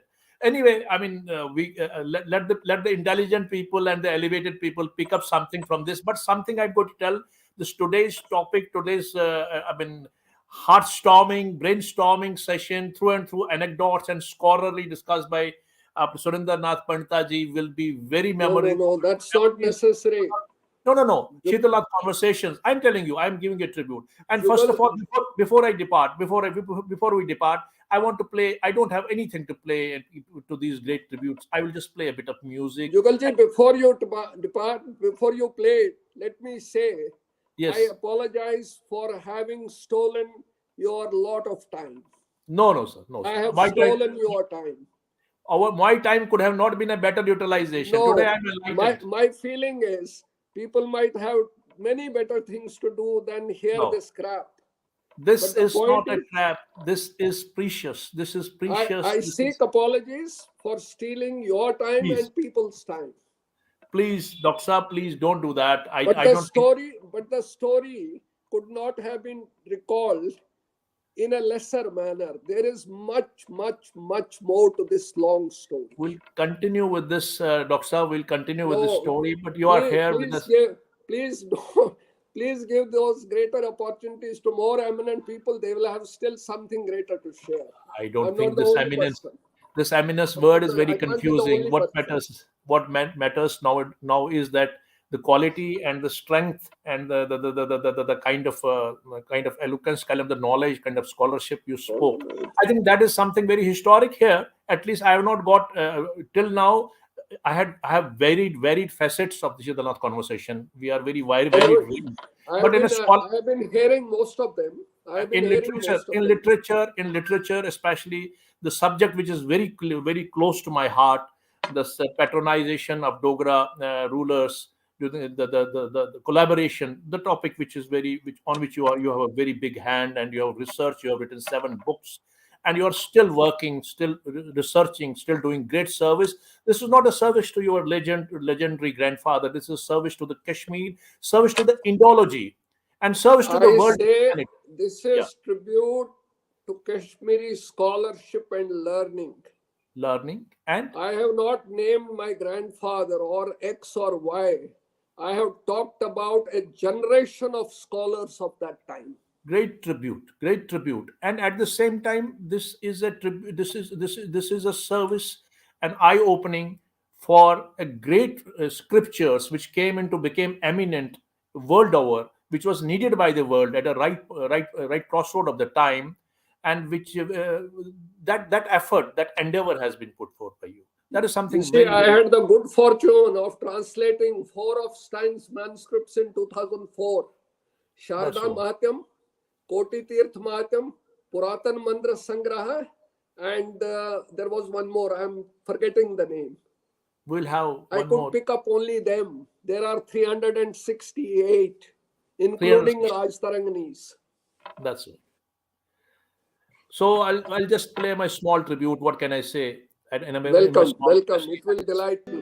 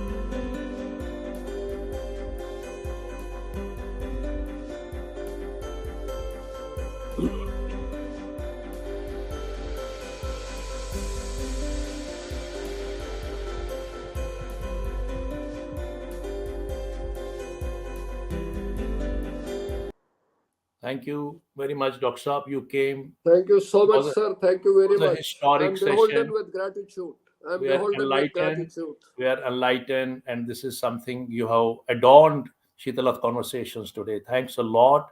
Pleasure, long My life, honor. good My health, honor. and it was so wonderful. And certainly, we are not going to leave you. This is a now relationship which is going to continue. We have got the personality. You live in I, anonymity, I know. I feel humbled by the words you are saying. I don't deserve them. You are only kind. I Thanks. feel humbled. I feel humbled. Namaskar. Namaskar. My pleasure. Thanks. Thank you. Thank you. Namaskar. So, I think that was something of very historic, phenomenal session on Uh, scholarship of how collab. much time? 3 hours. 3 hours. I had only taken 2.5 hours. I took half Two an you hour. gave me. I, Jugal ji, let me Yes, sir. tell, this story is unending. The story is unending, no doubt, no doubt This about it. story is unending. We'll continue. We'll continue with more wonderful shows on this. I think all our But youth. but but please bring more eminent people before you again call me. I don't subscribe this more eminence. It doesn't go into my head that way. So what I have felt, what I have realized, what I have encountered, that is of more enormous significance than this more eminence. I don't feel there's nothing to be compared about today's show. The kind I of think, yeah, Jugalji, before we discover anything fresh, yes, let's discover each other more as friends. certainly, certainly, certainly, certainly, sir, I certainly. think that's more important. That's more important. That will remain. This an endless friendship now. Thanks Thank a you lot. so much. Thank you Thanks, so much. thanks a lot. Namaskar. Namaskar. So that was Dr. S.N. Pandita Sahab. And you have heard about this entire, we went through and crisscrossed through this entire wonderful journey. And it was based on anecdotes and very, very hard, prudent, prolific, and profound research that he had, and his personal anecdotes, being the grandson of Professor Nityanand Shastri. And today it's a day, it's a time to pay great tribute to these great scholars, collaborative scholars who came from the West, and their character, their integrity, their honesty, their precision, their research, and our local scholars, our Kashmiri scholars, Kashmiri savants of the Sanskrit, who brought this up and who had preserved it from centuries and millennia together, from the savages, from the outside brute rulers, and finally it was all forged together in 19th and 20th century. And that's why we have today, for the world community, for the humanity, this treasure trove of chronicles after such a diligence. So these things doesn't happen naturally. They doesn't happen with the elementary effort. Certainly there are some divine interventions on that. So with that, I would like to close today's circle. But today, before I go, I would like to say on Surendranath Pandita ji, Galib couplet, because I end with the Galib couplet. I am very big fan of Galib. इस सादगी पे कौन न मर जाए ए खुदा, इस सादगी पे कौन न मर जाए ए खुदा, लड़ते हैं और हाथ में तलवार भी नहीं. So that is a quote devoted to my friend Dr. Surinder Pandita. God may bless him. And I'll close with another couplet from Ghalib, that is for this Oriental civilization. He has written the Masnavis on Benares and Kashmir, and all the literature has been contributed by Benares and Kashmir. And so our today's topic is also about the Sanskrit. Biradar ba biradar, dar sate jast, विफाक a शश जहत rude और गुरेजस्त कि हका नीस्त थाने रा गवारा कि अज हम रीजद ई रंगी बिनारा. So he talks about Benares, that when the kainat will end, such a beautiful city at Benares, the God will spare Benares. And Benares, there is not a fight between biradar and biradar. There is purity of brotherhood, purity of life. And Benares and Kashmir, they are the old pillars, old columns of Indian Oriental civilization. With that, I'd like to say good night. It was a great session. I certainly know where this treasure trove which we got today is very rare, and we are going to bring Dr. Surinder Nath Pantaji again and again. It was a delight having this conversation. It was rare. It was great. Thanks. Good night. Best wishes. We'll meet next Sunday with another wonderful conversation on a subject which we'll think which is suitable for you. Thanks a lot. My pleasure.